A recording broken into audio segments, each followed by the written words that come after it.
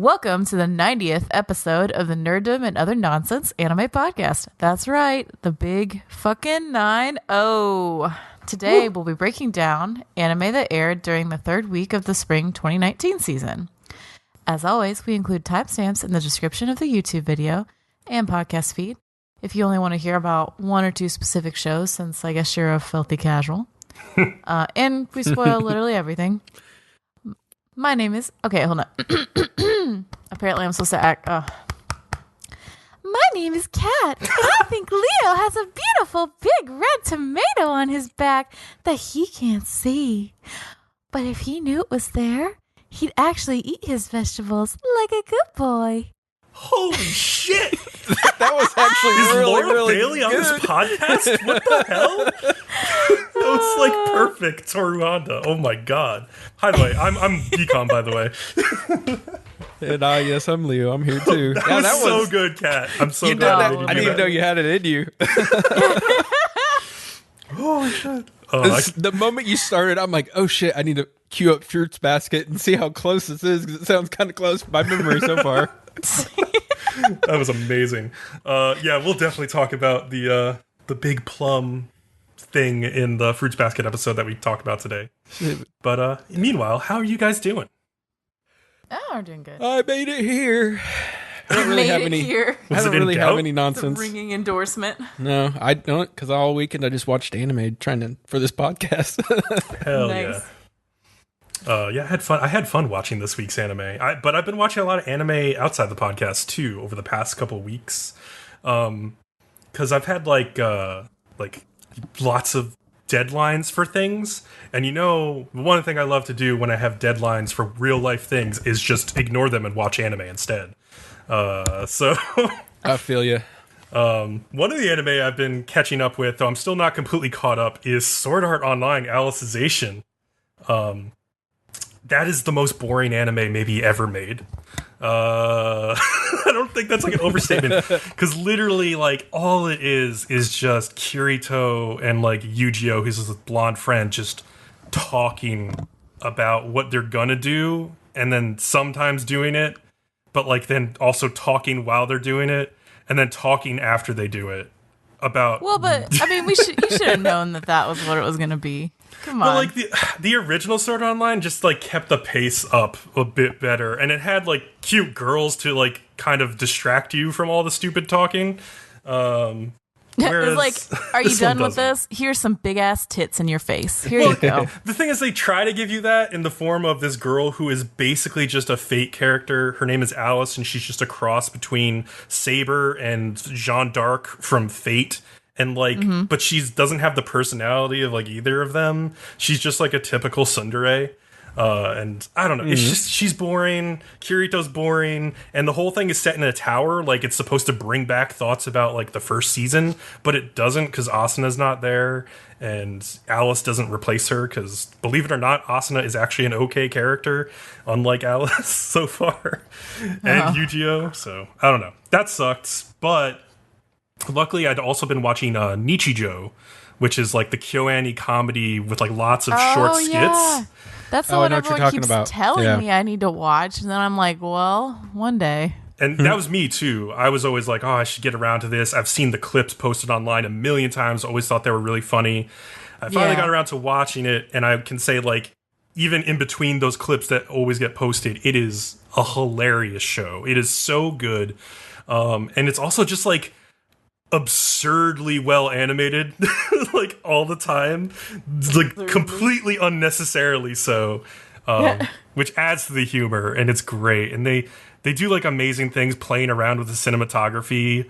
Like there's this one scene in an elevator where they just keep changing the aspect ratio of like the video of the like the anime, and it's just hilarious. It's used to like hilarious effect. Like there's this girl who starts drooling, and as the drool drops from her mouth, like the video extends with the drool below the screen. It's just it's little touches like that are just like, wow, they put so much love into this anime. It's such a good one. So and that's a good way to get Bcom hooked on any anime. It's just for it to do something interesting visually. Hell yeah, absolutely. But that's about it. Yeah, I've been watching some other stuff, but those are the two main things I've been catching up on recently. How about you, Kat? What have you been doing? I've been like lounging around, like hyped for Game of Thrones, wearing all of my Game of Thrones merch like a complete nerd, and then like staying up fucking way too late on Sunday nights watching Game of fucking Thrones, and then being tired on Monday like I went out to the bar or something. But it's been worth it. It's fun. Why do they have to do it on a Sunday night? Why can't they do it like, I don't know. And it's not only that, it's that like the episodes are like an hour and 20 minutes long recently. So it's not even just like your normal hour. 9. Yeah. Yeah. So yeah, it's crazy. But it's been awesome. I did not so they just released the most recent episode, which was not the battle of like Winterfell, but the one after that. Yeah. By the way, Game of Thrones spoilers incoming. In case you didn't want to know. They could come. I've seen it. Have you not seen any of Game of Thrones, or just the very first 5 episodes? I don't think you're going to understand anything we're talking about, so don't worry about it. Well, I plan on watching it eventually, and everybody tells me, you just have to get through the first season. I'm like, oh, thanks. The end of the first season is really good. So that's what they say. They say, like, the first season's not great, and then it just ends, and then that's when you're hooked. Mm-hmm. Because you're like, oh, shit. And if you're not hooked by that, you will be hooked by season 3, 100%. Yeah. Yeah, but I mean, most people get hooked. Yeah, but you should, well, it's too late now, but like one day you should go back and watch Game of Thrones. Okay, so the Battle of Winterfell pissed me off because I felt like it was rushed. Like they'd spent so many fucking seasons leading up to this moment, and then they're like, oh, well, we got to finish it in an hour or so, so like, let's just hurry. Like, let's go. Yeah. Like, I don't know. It just, I didn't even care about half the things that were happening because it was so fast. And you couldn't see a lot of the shit that was happening because everything was foggy. Everybody and complained dark. about that, like not being able to see. Like even on like broadcast cable TV, I was watching at my friend's house on like a 4K TV, and it was just like impossible. And we had the room dark, like it was just really tough to see anything. And that was like it was adding to the atmosphere. You know, it's purposeful, but like it's annoying. Well, but you know what else? You know why they did it though? Not to add to the atmosphere. They did it because it's easier to get away with less animation shit. Yeah. If it's dark. And so they're like, all right, what can we do to save money? Add fog, so then we don't have to animate the things that are in the fog. See, when you said that, it made me think of like when you see scenes in movies where it's at night and it's raining. Mm-hmm. Yeah. And everything's so fucking obscured. Yeah, they just do that so it can get away with, not having to show so much. Yeah, and it's like, come on. Like, this is like modern age. Just, if you're going to do a movie, do it right. I felt like that really showed how much HBO is pretty much done with Game of Thrones. Like, they're tired of spending all this money for this show, and they just want it to be over. That's my opinion. Apparently it was an extremely expensive episode to make, though, is the funny thing. But, like, I guess it would have been even more expensive if they had to, like, CGI the army at all times and stuff, but, yeah. Well, if they'd actually put the effort into it that the fucking series deserved after all these years and how popular it is, then they would have spent even more. And I think HBO is just like, let's just be done. And I get that, but like, come on. It was kind of rude to all the fucking fans. Yeah, I thought that episode was pretty disappointing in a lot of ways, though it had a kind of hype ending, and then last night's episode was more interesting because it got back into like the witty like politics stuff that is at the heart of the show, and that was more fun. But yeah, the last night's episode was much better in my opinion. Yeah, and I mean, Jamie got together with the big girl, the tall girl. I always wanted them to get together. It's kind of a bummer because then he rides off immediately. Yeah, then he immediately fucking leaves. What an asshole! I know. Well, but like he did like do a couple nights with her because it's definitely not just a one night thing. 'Cause they have like several shots of them in bed together, like different time. I'm like, no, they definitely hung out a while, like. Yeah. I always thought they'd have good chemistry. I was always like, why don't you just marry her instead of fucking your sister? Like, she's better in every way and you get along with her. Yeah. So that was fun. I was glad for that. That was the best part for me. Yeah, curious to see what happens going forward. But I'm still enjoying the show. I know a lot of people are like really down on it this season, but I'm having a good time with it still. So I actually still am too. I mean, I'm gonna continue to criticize the Winterfell battle because I felt like almost that was more important than who ends up on the throne, and they kind of made it an afterthought. See, I never felt that way. I always thought that the Winterfell battle was going to be an afterthought, and who ends up on the throne is the real shit. Oh, okay. See, I think if you're disappointed or not, and it depends on how you felt about that. Your expectations, going into that, I feel. It just felt like such more of an epic thing, like the fate of humanity is at stake, everyone will die in the world, like, versus, who's going to sit on this thing in the middle of a chamber? Yeah, exactly. Like, yeah. So to me, I mean, the Winterfell thing was more important, and it had like all this lore, like the Night King is coming, and like, they have these giant like spider things that are as big as hounds, and they ride dead horses, and like they just hype you, especially if you read the books. Mm-hmm. They hype you so much on all of this lore with the Night King and everything, and then to have it end just like that, it's just like bleh. Yeah, it's true. Did you read the books, Kat? Yeah. Oh yeah, I've read all the books, and they never showed like one of my the creepiest things for me in the books was the spiders that were supposed to be as big as hounds. Oh yeah, I'm pretty sure they never showed that. That would have been badass. That would have been scary.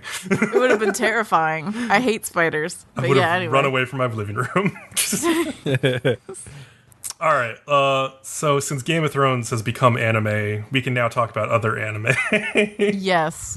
Kat, why don't you lead it off with Fruits Basket, episode 3? Awesome. Okay, episode 3. Let's play Rich Man, Poor Man. Now, I've never played this card game, so I don't really know.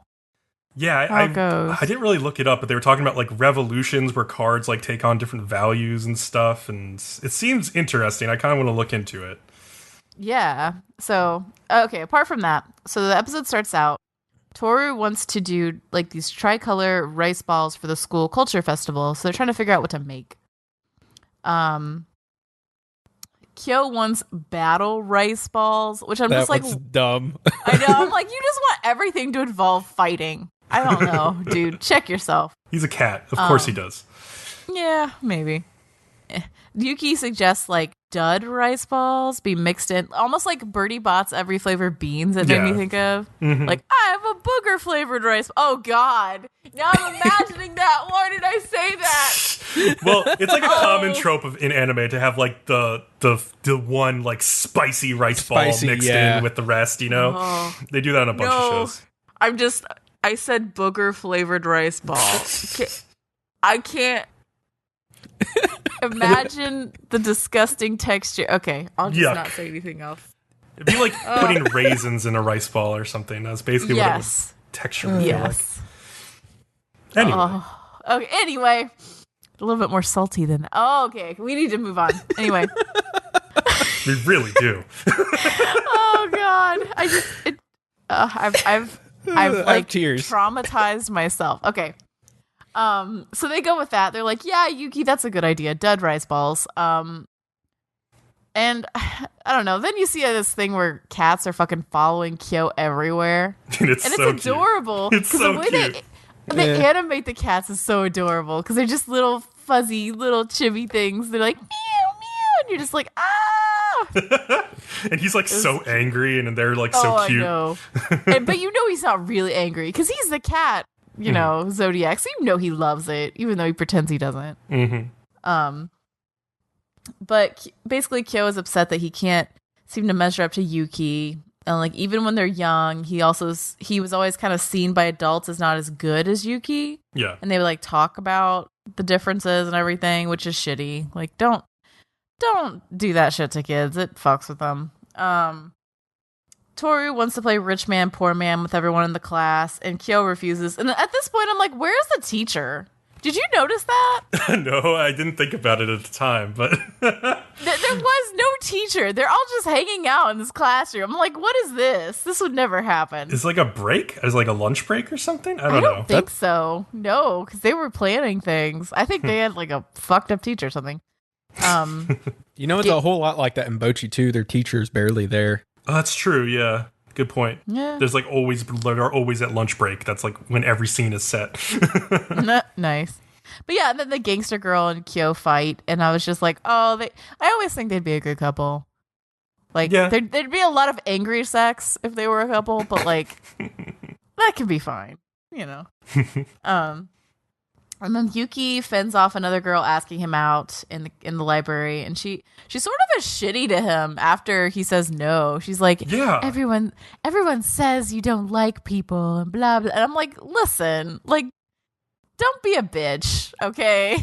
Just because you got hurt, I understand. But he was very nice, and when he said no, he wasn't rude at all. You don't need to be rude. And when he's like nicely telling her to like no, she's like she's like, I don't want to hear this, is like what she screams. And I'm just like, this girl has issues. Like, did she like runs away like hyperventilating? I was just like, oh my God. I mean, it's like, I'm sorry that your reality does not match up with what you wanted in your fucking head. But you know what? This is life. Like, learn. I don't know. Drove me nuts. Yeah, she probably needs to see a therapist. Yeah, probably. Oh my God. So in the end, Kyou plays cards with the rest of them, and Yuki's walking back from the library after having this kind of stressful thing happen to him, and he sees them all playing together, and he sort of like hesitates at the door, like maybe I should go in, and then he doesn't and walks away. And it kind of shows like in the end, Yuki is much more disconnected than Kyou, even though Kyou thinks that Yuki has it better. And then later that day, Kyou is cleaning the classroom, I guess because he lost, and Yuki comes in and they fight, and Tohru's like, maybe Kyou, you know, what Kyou meant earlier is that if Kyou wins, Yuki can be, you know, Kyou can be part of the Zodiac officially, and Yuki should let him win, and that would be great. And then Yuki kicks him in the face and leaves. And it's all hopeless. I don't know. I don't think it would ever happen, though. Even if Kyou won something, like, I mean, what, he's going to go to the Zodiac people and be like, hey, the Soma family, and be like, hey, like, give me my place now. Like, I don't think that's how it works. So maybe not. Yeah, I don't know. But yeah, so Tohru thinks to herself that Yuki is really distant and kind of does this to himself, and she's worried about him. And as she like leaves for the day, she comes across this like cute, adorable little boy who's going to be wearing these adorable rompers the whole time. Yeah. And he speaks German and has blonde hair, and he seems to know her and like kisses her on the cheek. And Tohru, of course, just dies because she's a typical Japanese person who like touching the pinky of someone else's hand is like having sex. So she's like, ah, and like runs away. Yeah, speaking of this little German kid's rompers, like I think it's the ED that has like a brief shot of him in the romper. It might be the OP, but like his butt is so well defined in that shot, and I was like, this kid looks like he's like 10, maybe 12. He is pedo bait. I will admit to you, it's weird. That child is pedo bait, and it's a little disturbing. But you know, he's also very cute. He's a cute character. The German is kind of funny too that he speaks. But yeah. But yeah, so she runs into Yuki, and she's flustered, and Yuki's like, I'm gonna walk you home. And Tohru tries to get Yuki to talk to her about his problems in a very awkward way, where like no one would actually talk to you about their problems in real life if you said shit like that to them. Mm-hmm. It like, can't be any more awkward than the plum thing. We'll get to that. It's very cheesy. I've heard it so many times at this point. When we get to it, I like roll my eyes now because I've read it in the manga and watched it like 3 times. Yeah, anyway. But yeah, so she's very awkward, but somehow he ends up talking to her anyway, which amazes me because I'm like, if someone just came up to me and was like, you can tell me anything, I wouldn't be like, well, all right then, let me tell you all about my deep, dark shame. Like, no. But yeah, so Yuki talks about how he has issues interacting with people and how he envies Kyou, and, you know, because he can't interact just with people calmly. He gets all awkward. And he's really angry that Kyou would want to join the Soma family because he hates being in the Soma family. And so they envy each other, basically. Yeah. They're basically almost opposites. Like, yeah, they just come from completely different places. Yeah. Mm-hmm. And it starts raining. And they go back to the house, and then there's apparently a typhoon. They go out together to cover this garden that Yuki planted. And an unexpected typhoon.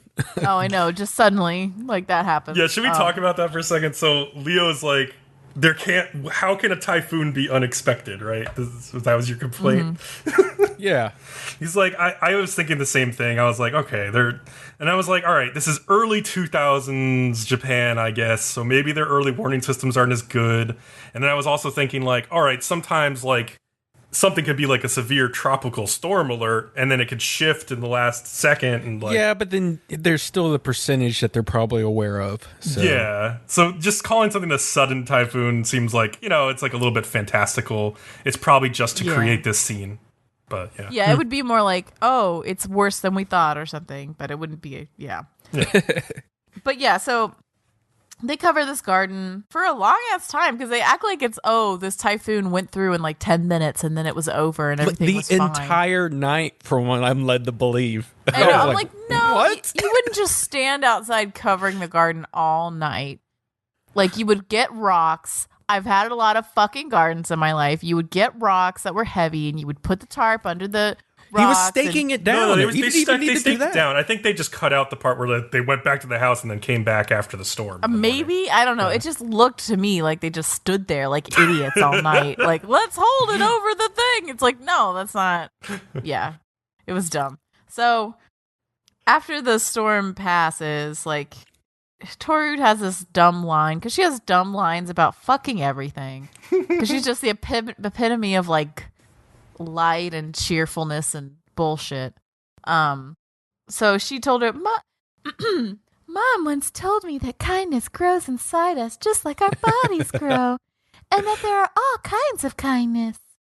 And she just makes me so sick that I kind of want to vomit sometimes. She's just too sweet. It's like, how broken am I as a person that I can't, like, nod my head at this? It's like, no, I can't. It's really hard not to be cynical when she's spouting this stuff off. Oh, I know. But you just want to hit her, like, slap her repeatedly in the face until she stops crying and just, like, accepts reality as it is. I don't know.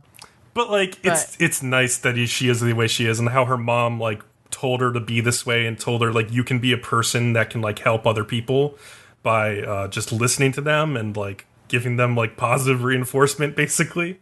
Yeah, there's good things about Tohru. Like, when things get darker, I think she becomes more of a real character as opposed to, like, happy, ecstatic, cheerful girl. Crazy, over-optimistic person. Yeah, but when things are good, she just is so optimistic that it's actually a lot sickening. It's not even a little sickening.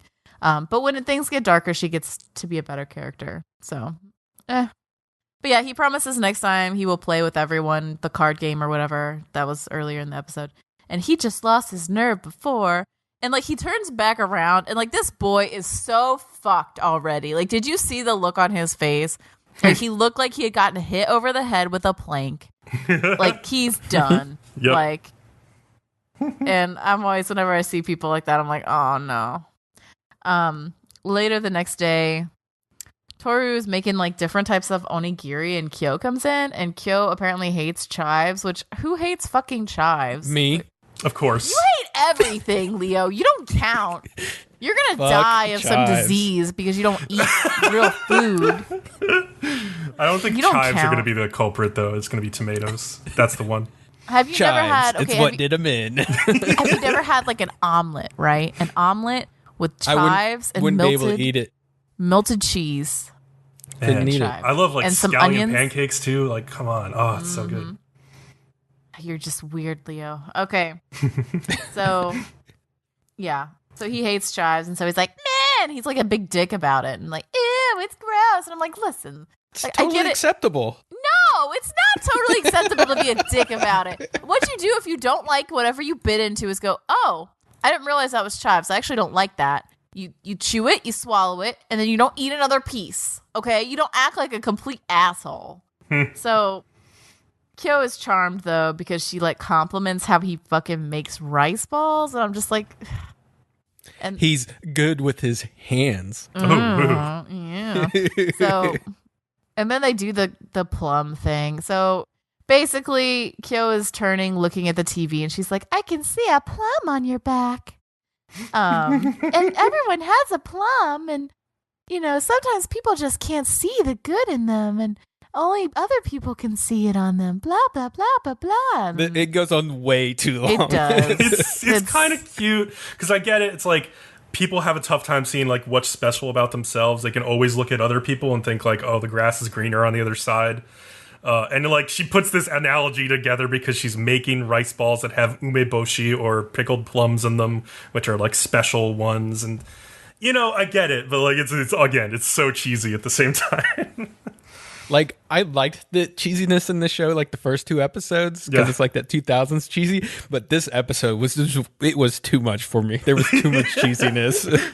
It's just fun to laugh at it, though. But like underneath, like just laughing at it, there is just like all these good messages like behind everything. Like when like Tohru and Yuki are like walking on the bridge and talking about kindness, he tells her like, I'm ashamed. Like boys shouldn't say things like this. Like when he's like opening up to her, that actually might be in the typhoon scene. I can't remember. It's one of the 2 scenes.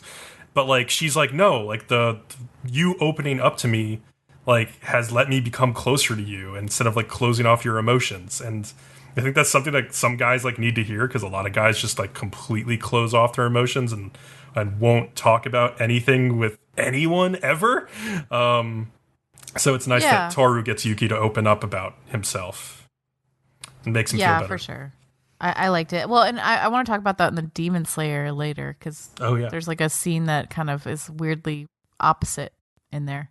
But yeah, and then the last thing that happens is that Yuki comes down and forces Kyou to eat the chive rice ball, and it's cute because you can tell he's doing it because he's like, listen, she fucking ate this, eat the fucking thing. But and then there's the fucking fantasy where they get along magically. Yeah. Oh, her delusion. Yeah, and I'm like, And then at the very end, the boar girl appears to come see Kyou, like his stalker, basically. She's very cute. I'm excited to meet her. She's very cute, but she's also kind of creepy in some ways. Like, interesting. She's cute and creepy. My favorite combination. Yes. Speaking of cute and creepy.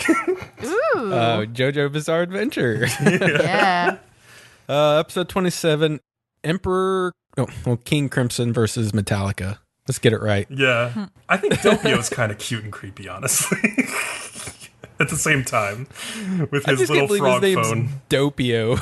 It's like Dopey or something, almost makes you think like his dad was like, this guy's stupid. Like, we'll just name him Doppio. Yeah, pretty much. So he's still using the frog phone, which is just funny.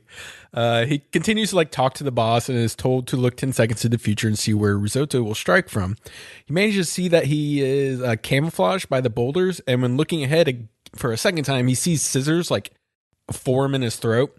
Yeah. And apparently this is an inevitable thing, and he like just charges at the boulders, smashes them with like Crimson's arm, because he can do 2 things: 10 seconds in the future, and he can use King Crimson's arms to smash stuff and whatever and block stuff. Mm-hmm. Turns out Risotto is impressed because Doppio's the first person to ever have gotten that close to him. And then suddenly that's when like the scissors show up, and Doppio manages to like barely get them out of his neck in time before it just completely slices open his throat. It's brutal. Yeah, that was like unsettling. Like the scissors inside his throat. Yikes. And he's like grabbing them, pulling them out. It's like, oh my God. Looking ahead again, he sees a right foot getting chopped off and thinks it's his own. The boss wants him to get out of there and contemplates coming out himself. Doppio realizes he is getting tired, and also the frog he is holding is also getting tired. He just knows that somehow. And by placing the frog on the ground, he is able to tell what direction Risotto is coming from. But did you know? Okay, so once he puts down the frog, then he recognizes that it's a frog. But he doesn't recognize that it's a fucking frog before. No, it's his phone before that, right? It was a phone before, and then suddenly he's like, let me use this frog. That was not a phone a second ago. Oh my God. Doppio is like a little not right in the head, let's just say. Got some things going on. Oh, yeah. So anyways, he's got the frog on the ground. The frog starts bursting razor blades from its body, so he knows Risotto's in that direction. And so like he then punches the scissors in that direction, and it takes off Risotto's right foot instead. Mm-hmm. So Doppio has now figured out that Risotto's stand ability can turn the iron in your blood to metal objects using magnetism, And Risotto has also learned Doppio has precognitive powers and that he seems to have a split personality. Risotto also reattaches his foot because he can turn his blood into staples. Yeah. So Useful. He's got a crazy stand power. Mm-hmm. Risotto explains that there is iron everywhere and not just in your blood. He then just like launches a couple barrages of scalpels at Doppio and turns some of the iron in Doppio into like needles. That was a brutal visual. Yes, if I it do was. say so myself. Okay, can we talk about how unplausible this stand is, though? I mean, the iron one, like Metallica, you mean? He makes some of the Yeah. most sense out of any stand. No, because, okay, I looked this up. So his stand is that he takes iron in people's blood and changes it into objects. Yep. There's only like between 4 and 5 grams of iron in any one person's body, depending on if they're male or female. I looked this shit up, all right? Yeah, but this is anime, so But like, you can't make scissors out of 4 grams of iron. maybe a very tiny pair of scissors. This in reality wouldn't work. It would only Yeah. be a one-shot thing. It would be like, all right, I have one shot to make a tiny needle and do it, and that would be it. And that would not make for an interesting stand. Yes. So I just want to interject and say, in reality, this wouldn't work. Just ruin it for everybody, Kat. This uses up a lot of iron in Doppio, and he starts to like die because his blood can't carry the oxygen because of the lack of the iron. At the same time, Bruno's squad has like shown up to the beach, and they're using Narantia's stand to basically scout out the place. Looking into the future again, Doppio sees that he's going to be delivered the final blow, basically like a blow to the head. The boss tells him he is on his way, and Doppio says he has one last trick. Using a scalpel he picks up, he like balances it on his finger like a compass needle, and he can find where the magnetism is coming from. So that then he throws the scalpels in that direction. But Risotto anticipated this and disconnected his foot again and left it behind and was using that to throw off the his little needle compass. But then, of course, Risotto has like the bad guy speech. Yeah. And it's really long-winded.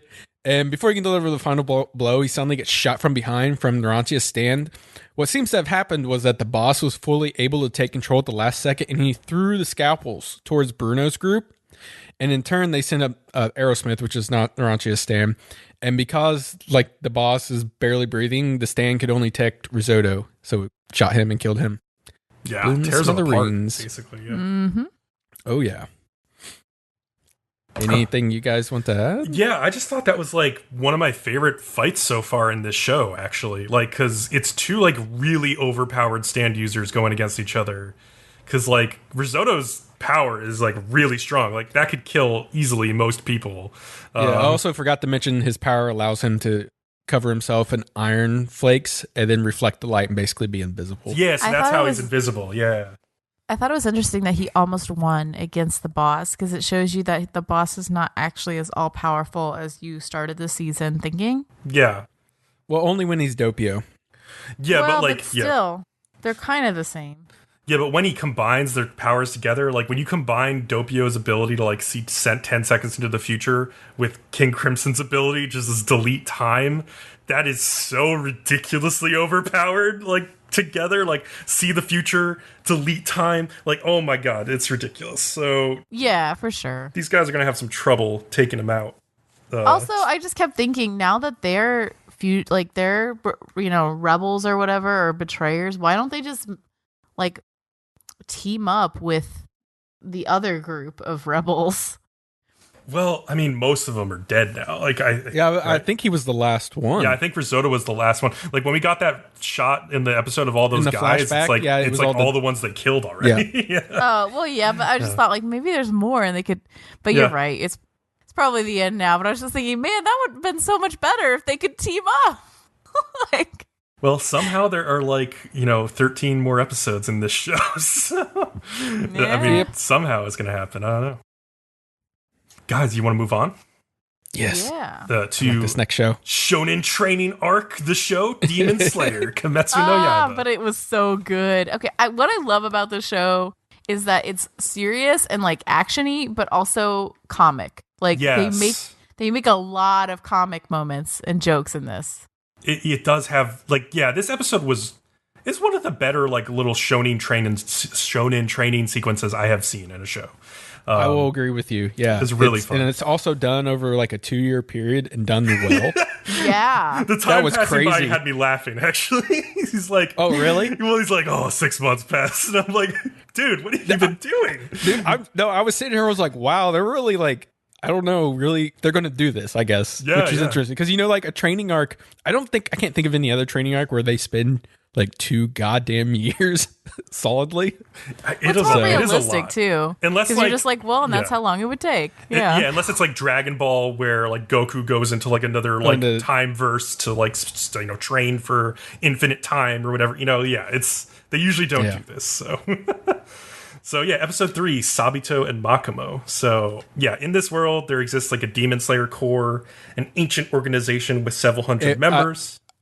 Just to be specific, it's called the Time Chamber in Dragon Ball. Oh, the Time Chamber, yeah. Oh, okay. Yeah, I knew we had to get it right. We would have some angry weebs on our ass. True, and I'm not the one to get it right. Excuse me, it's called the Time Chamber. Oh, thank you. Who is that, Leo? I don't know who that was. That was Kat. Oh, okay. That was not me. With several hundred members, this Demon Slayer Corps dedicated to slaying the demons, which can only be killed with sunlight or special swords. And so this guy, Urokodaki, is a trainer for this Demon Slayer Corps. And he's instructing Tanjiro so he'll be able to pass like the final selection process, but he has to make sure he's ready. Thus begins Shonen Training Arc. So Tanjiro is like practicing running through the woods, like avoiding all these traps, which he uses his like almost supernatural sense of smell and also like his improving agility to avoid them, basically. He can like smell the traps, I guess, because like they have like a human scent on them or something typically. And so he also is training in how to like properly use a katana, like both in terms of like swinging it precisely and putting the force behind it in the right way, and also just in close combat with Urokodaki, who pretty much handles him like it's nothing. And then finally, he's also learning to use these water-breathing forms. And the first one he's learning is called, like, total concentration breathing, which basically he, like, breathes in, like, the water from the air, and, like, it centers his spirit and speeds up his healing. And we learn later in the episode it can also, like, speed up his blood circulation and, like, make him strong, almost like a demon. So, also, he's told to, like, become one with water, and he, like Kat was saying, it's funny, he gets, like, kicked into, like, a waterfall off a cliff, and then he's like, I will save my sister, look at me, Nezuko! Yeah. Like, I love the parts where he'd be, like, trading with the sword, and then he'd come up and be like, 500 more, and then, like, the, like, noise or whatever. Yeah. And you just laugh. Yeah, I never got, like, what the point was of, like, just swinging a sword vertically like 1,000 times, but I guess think it's form. Yeah, it's just form. I guess it's perfecting your form. It's like in baseball where a player will swing their bat like 1,000 times a day. So I get it. It's just visualizing and executing something. But he must be getting some nice shoulders and triceps from that, and back muscles. Probably. So Nezuko has literally been asleep for 6 months at this point. Oh, I know. And then like the 2 years later, I'm like, what the fuck's going on with Nezuko during this time? Oh shit! Like, I hope somebody's like dead. Giving her baths, changing her clothes. Oh my god! After a year, Urokodaki says he has nothing more to teach Tanjiro, and he takes him to this giant boulder. And he basically doesn't really tell him much. He just says like, if you can slice this boulder, I'll take you to like the final selection. You'll be eligible for it. So Tanjiro's like, how the hell am I supposed to slice this boulder? And 6 more months pass as he's trying to slice the boulder. And he's not making much progress, but he is like practicing all the things he learned from Urokodaki every single day. And then like one day, this boy shows up who has a fox mask, and his name is Sabito. And he attacks Tanjiro with like a wooden sword, telling him like, what have you been doing wasting your time here for 1.5 years? You haven't even figured out water breathing yet. And he's pretty badass, and like Tanjiro can barely fight him off.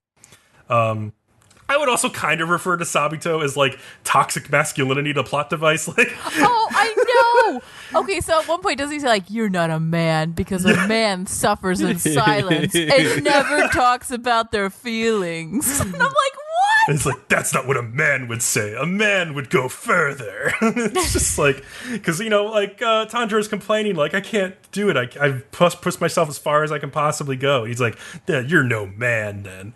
But it's whatever. It's shonen.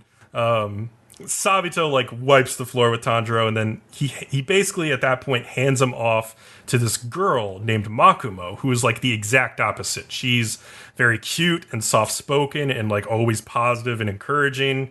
And so she starts training Tanjiro from then. And these two, they aren't brother and sister, but they were raised together as orphans, taken in by Urokodaki, basically. And then 6 more months pass. So yeah, it's full 2 years now. Full 2 years. And Tanjiro has continued to train to death at the instruction of these two. And he's got long hair now. And Sabito like looks at him and he's like, you have the look of a real man now. And he finally reveals he's like going to use a real sword against Tanjiro for the very first time instead of a wooden one.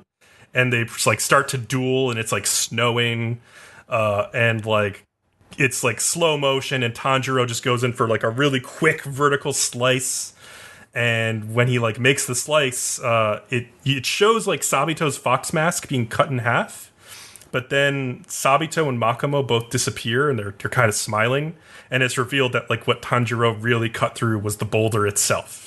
It makes me wonder if they were just actually just spirits of the boulder or something like that. I wonder too. That's yeah. what I thought too. Like somehow, because he kept saying they're friends of the master or whatever. Mm-hmm. And so it's like, I feel like there's more there that we're not getting. I wonder if we're going to get more. Well, Tanjiro was out like for a fucking year just hitting a boulder with a katana. It could be that he just like basically dreamt this up.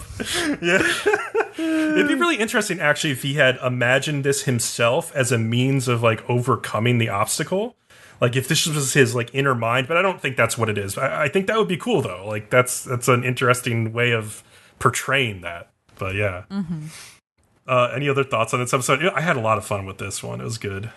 It's just all of the things in it are so beautifully drawn, and like it's such a interesting combination of action and like, I mean, it's the same story you've seen 1,000 times, like the training arc, and like then he's gonna go defeat bad things, like that's not anything we haven't seen. But like the comedy in it is like different than what I've seen before in a shonen, because there's always comedy in shonen, but like it's got a different tone to it. And I really have been enjoying that. It's fun. I mean, it feels a little bit like My Hero Academia to me, but it's more serious than that at times at the same time. Yeah. But it's like some of the same voice actors in this show and that show, so it's like it's got that same Shonen Jump feel. But anyway. You guys ready to talk about Dororo? Dororo's in the first half of the podcast now. We're switching things Dororo. up. Okay. So, episode 15, the story of the scene from hell.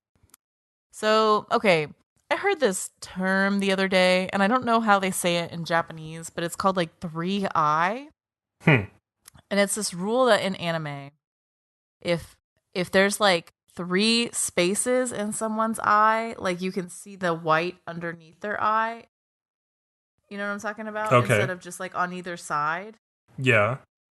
Then that means that they're a bad person or a bad guy.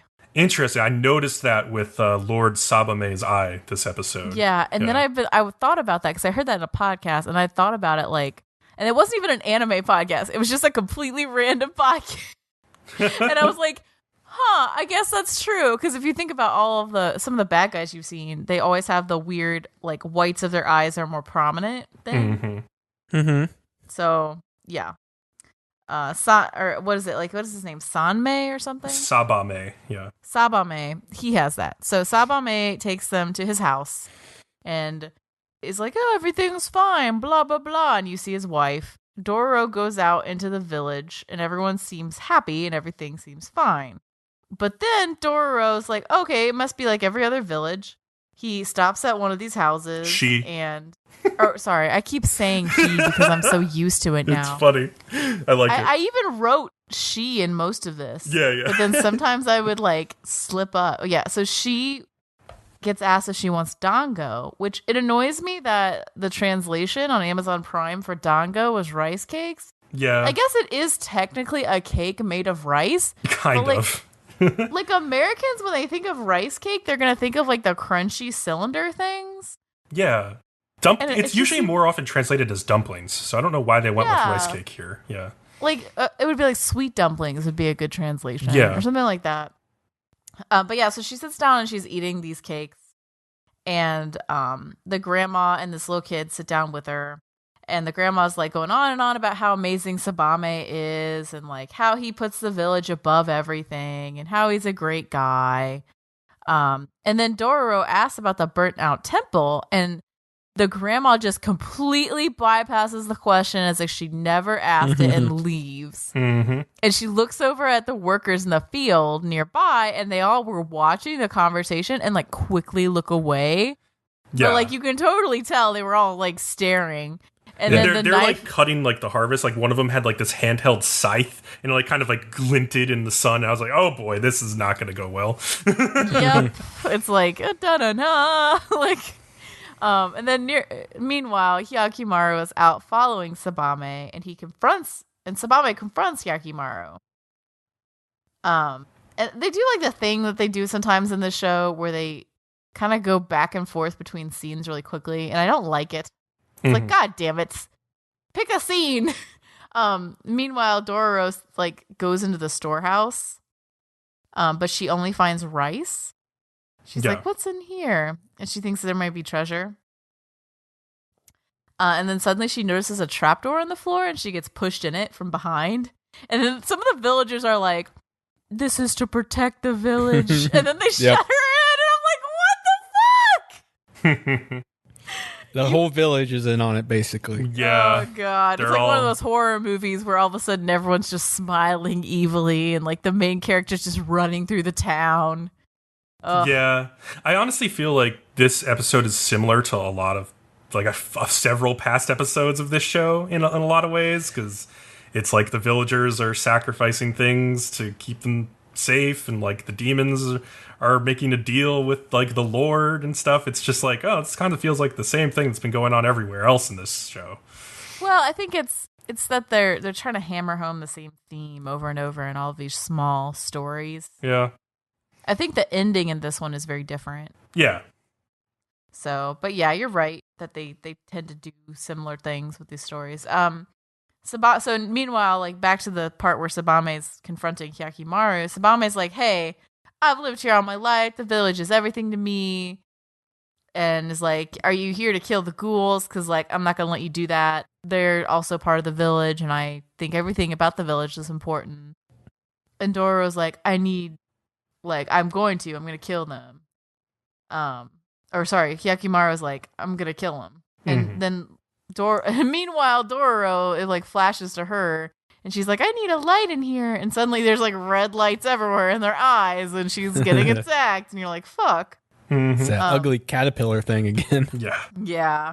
And like, so Sabame basically tells Hyakimaru that a bunch of the stray samurai from like different wars were kind of going to the village and raiding it over and over, and the village was really suffering and everyone was starving.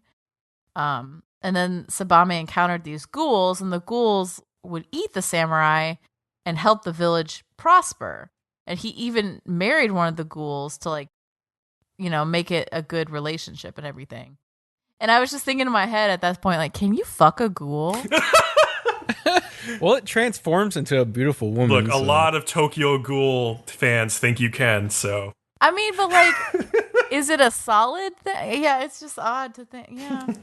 Hopefully that worked out well for him, I guess. Hyakimaru is like, I don't care. I'll kill the demons no matter what. And like, you can just see his thinking is very linear right now. He's not thinking very morally, and it's kind of disturbing. Mm-hmm. And suddenly in the storehouse, the cute ghosts of kids that have been killed from the orphanage. Yeah. And I call them the cute ghosts because they're the only ones that don't scare the fuck out of you. Like, they're noticeably cuter, yes. Yeah, they're just like, and we have smiling faces. Don't be afraid of us. And I'm just like, oh, okay. They tried to really exaggerate this. And they save Dororo because she's kind, and she's been kind to them, or like, they just, I think also because she's like young, and like they were sacrificed, and Dororo's another child. And yeah, they want to save her. Yeah. And so now you find out, like, I guess throughout this episode, I guess the thing that they're sacrificing, the ghoul or whatever, is like a moth. Mm-hmm. And it's called Mai. Yep. And I'm just like, what the fuck? So the reason they gave before about the temple, like, you know, enslaving these kids and all this was not true. They basically fed all of the kids to the ghouls. And you're like, well, interesting. And they've decided to feed Dororo and Hyakimaru to Mai too. And I was just thinking, like, is Mai Sabame's wife, or is that like a different one? I think it's the same one. I'm not sure. That's all that's important. Yeah. Well, but like it does make a difference, right? Like a little bit. I think it's like the main one. Do you go to your wife and are like, here, I brought you like several hundred small children, and then you watch her eat them all, and then you fuck later? Yeah, because it saves your village and all the people in it, except for those kids, I guess. It's pretty sad, but that seems to be the reality of this village. I guess. But yeah, and then like I noticed also that there's like those moth things all around. Does that make those his kids? I think they're just like sister demons to his wife or something. No, I was like, because doesn't at one point she say it threatens the children in like the last episode? And you see some of them popping out of cocoons and shit. Okay. So yeah, they're probably his kids. I totally glossed over that, but that could be correct. Because he like runs to one of them when Hyakimaru like stabs it. Oh, and he's like, no! Like, that's true. I wonder, how do you change a diaper of a small moth? Oh my god. You were asking lots of important questions during this episode. Holy shit. I just am fascinated by this whole dynamic. Anyway, so Dororo kills one of the moths and gets away. Another moth thing flies towards the village, and suddenly everything's just fucking on fire, and it's just a shit show. Dororo catches up with Hyakimaru, and like they just kind of tell each other everything they know. Well, mostly Dororo tells Hyakimaru, because let's be honest, Hyakimaru says shit. He is kind of being a shit, yeah. Well, he doesn't talk that much either. So meanwhile, all the villagers start fighting each other because all their food got burned. And Sabame just looks on in horror and is like, no, my village. And my moth wife, no. Hyakimaru goes into the lake and meets the huge moth thing called Mai, who apparently is living underwater. Sabame's wife, who also lives underwater somehow. And I'm just thinking, like, how does a moth who flies live underwater? Isn't that a mermaid thing? Like, I was confused. It hurts Hyakimaru pretty bad, but he's able to burn it and, like, kill it and go back to shore. And they, like, limp back to the village together, Dororo and Hyakimaru. And they see how fucked up the village is now. Like, everything is just fucked. And everyone's, like, laying around. There's like dead bodies. People are crying. Like there's burned shit everywhere. And Dororo is like, is this our fault? Like this happened because we came here. And Dororo's like, doesn't matter. Want to kill the demons. That's all I care about. Not my concern. And Dororo's like thinking about what the old guy said about like the future. And is like, man, this is not good. Like is Hyakimaru any different than anyone else that we've been fighting? Like this isn't good at all. And then you get like a quick shot of Hyakimaru's brother training to fight with only his one eye now, and apparently he's having issues. Depth perception. Yeah. I guess that's true. And then I thought this was interesting. Hyakimaru is like thinking on what Dororo was saying earlier as he's walking down the road about how Sabame had this like weird green presence near him at one point, and I couldn't figure out what he was trying to do with that. But he's Sabame did? Oh, sorry. Yes. Sabame or whatever. Like he's got that red and neutral thing, but then there's like a green presence that like comes around him at one point in the flashback, and I guess Dororo was thinking about that, but I don't really know what that I thought meant. they were the only green aura I can think of is the one that came from his mother. No, it was definitely I don't know. There was some flashback to that green aura, though, whoever it was. And yeah, Hyakimaru was thinking about that. Yeah, I don't know. I really don't know what that is. Maybe that's why I'm so confused, because I'm just like, what the fuck is that? And And then at the very end, like, I guess Hyakimaru finally realizes that Dororo isn't with him, which, like, how long do you walk around and, like, in complete silence and not realize you're missing the only person with you? That was weird and shitty. Yeah. And Itachi had, like, found Dororo and somehow knows about the map, which I'm like, how would you know about the map? He'll probably explain next episode. I guess, but that seems so far-fetched. Well, Itachi found Dororo's mother or something, maybe after she died, or found the map on her body. I don't know. But wouldn't he just think it's a tattoo? Because, like, it looks like a tattoo. I mean, they've seen Golden Kamui. They know what's up. So yeah, that seemed far-fetched, but, like, obviously he's taken her or something, and that's why she's not with. Although, I mean, I thought maybe she just walked away for a second, honestly, because, like, he is being kind of a shitbag right now. Mm-hmm. So. Yeah, I thought the most interesting stuff in this episode was, like, the conversations between the Lord and Hyakimaru about whether killing demons is truly the right thing to do for this town. Like, even though they've paid this terrible price, like, them killing the demons, like, sets the entire village on fire, destroys all their food for the winter, and probably, like, sends all these people to, like, certain famine, if not death. Yeah. And then, like, Dororo's asking the same thing at the end, where she's like, why should we really be doing this? And, you know, that Hyakimaru's, like, thinking about it, and I guess maybe picturing that green aura that, like, was from, like, when his mother sacrificed herself for, like, with the Buddha statue, like, maybe thinking about potentially taking a different path, possibly inspired by that moment. So maybe, yeah, I don't know. That was interesting. But Leo, I think you noticed something I also noticed during this episode. Oh, I just want to say, real quick before we get into that, Hyakimaru got his spine back this time. Oh, yeah, that's true, too. Yeah. That was a cool moment, because, like, his spine was literally just, like, blocks of wood tied together with string, like, up this point. Like bamboo or something. Yeah, or bamboo, like, formed to look like a spinal cord, and it, like, arches up out of his back and then is replaced with a real one, and it was like, holy shit. Oh, yeah, that was... There's some interesting stuff when he gets his so I was watching this episode on my TV rather than my smaller computer screen, and I noticed a lot of animation problems. There was, like, still scenes where it reminded me of, like, some of those screen captions of Dragon Ball Super, how bad it would be at time. Like, did your 8-year-old draw these? Like, the one where they're talking and eating, there's, like, it's 3 seconds long. It just shows them, and they're so poorly drawn. It is awful. Yeah, the one where he's running through the woods is so bad.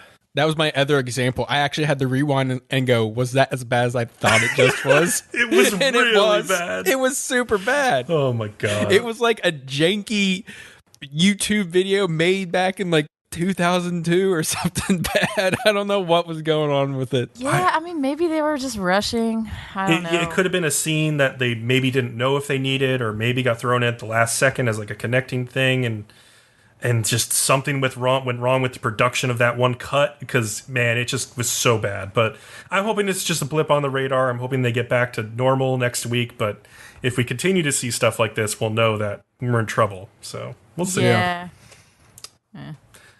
Everybody ready to take a break?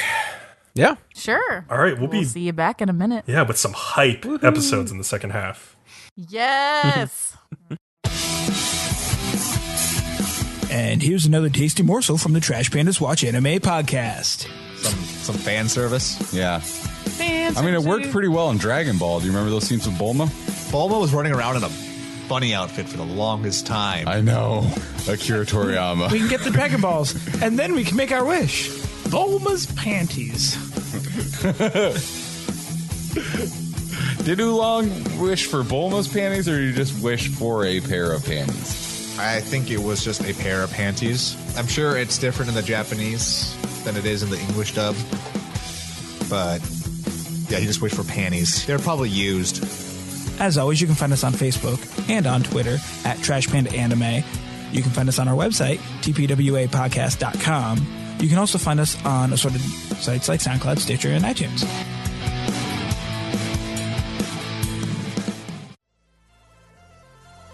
Hi, I'm JD, your host of the Red Leaf Retrocast. your best location to learn, remember, and relive the past to the present. Our podcast has 4 shows for you to listen to between retro gaming, modern gaming, anime, and even wrestling. The Retro Gaming Cast covers discussion topics, and each episode we discuss retro games picked based on a decided theme for that episode, ranging from space all the way to console specials like the old handheld Game Boy. Our Modern Gaming Cast is monthly and covers video game titles that were released in that previous month. Each Anime Cast, we focus to review a retro anime each and every episode, like the original Mobile Suit Gundam to the racing hit Initial D. But that's not all. We also keep up with the seasonal shows, by occasionally doing impressions and reviews as well. Finally, our last show is about wrestling, where we keep the rising indie scene up to date, while also covering shows from the bigger promotions like Ring of Honor, New Japan, and WWE, so we cover it all. We also cover a retired wrestler every episode in what we call the Wrestler Spotlight, and are currently on a quest covering old WCW Thunder episodes from the late 90s, every cast. So if any one of those casts sound like something you'd like to check out, that's the Red Leaf Retrocast, Gaming, Anime, and Wrestling, found at iTunes, Stitcher Radio, Spotify, and all your favorite podcasting sites. Also, you can learn, remember, and relive the past to the present. We can't wait to see you soon. And we are back. Hope everybody enjoyed those commercials. Hell yeah, I know I did. Products and or services.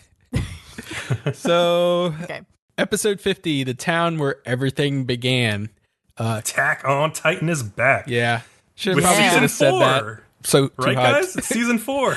Season 3, I'm part so 2. tired of them like fucking up the seasonal order. Like they always start later than everyone else. They always like fuck around with their Yeah, there's seasons. only 9 They're like, episodes, this is right? Still 10 episodes, I- Chance. 10. Yeah, they're like, this is still season 3, even though it's really season 4. Or like, it just pisses me off. Like, fuck you. You need to follow the same rules as everyone else. Attack on Titan, even if you are amazing. Like, come on. Well, the thing is, then it's amazing, and you're like, I don't give a shit anymore. True. So, Leo, tell us about this. So we start off with the squad creeping. Well, let's talk about the OP first. Okay. Yeah. I liked Yes. it because it reminded me of the original OP, and I was like, oh, yeah. So I'm one of the people who really liked the season 3 part 1 OP because it was finally not Linked Horizon for once. And this one, when I first heard it, I was like, man, it's Linked Horizon literally just doing like the first season's OP with like a slight twist again. And I was like, and the other thing that's weird is like the vocal mix has it so like the vocals are kind of muted into the background, which I didn't think sounded particularly good. But then I rewatched the OP after the episode and I liked a lot of the imagery in it. And I thought that was cool, but I still am not sold on the song, basically. Okay, what about you, Cap? I actually really liked it. I thought that it was different in some ways because it had a different feel. Like a lot of the openings for this anime have been very like dramatic. Yeah. Da da da. People are singing in the background. Like, and this wasn't that. It had a more chill, like. I mean, it had like very subtle hints of that in like the undertones, but it didn't. It wasn't so like now a whole choir is singing. Like it wasn't like that. So it was a little different. Yeah. And I actually like when animes have a very similar opening throughout, or like when it's at least linked in some way, because I don't know, I like the openings that sometimes happen because they do that, because anime do different, openings per season, but it's nice when you associate a song like that is this anime song. Yeah, and that's what really sold it for me. I was like, yes. Yeah. All right.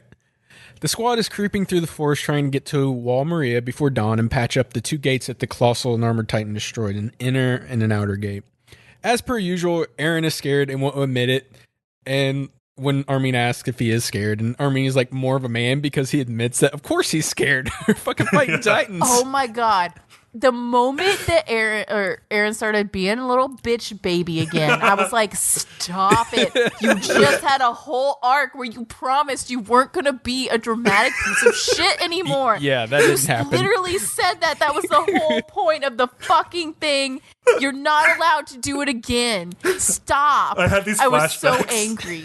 To the last episode we recorded of that season, where I was like, no, guys, I think Aaron has like really changed now. And like, that's like, you know, he's going to regress and be exactly the same. And I was like, no, when I saw this. Anime are not allowed to have a whole arc of someone being like, and now I've changed, and then them just entirely the very regress. first thing that happens in the next season with him.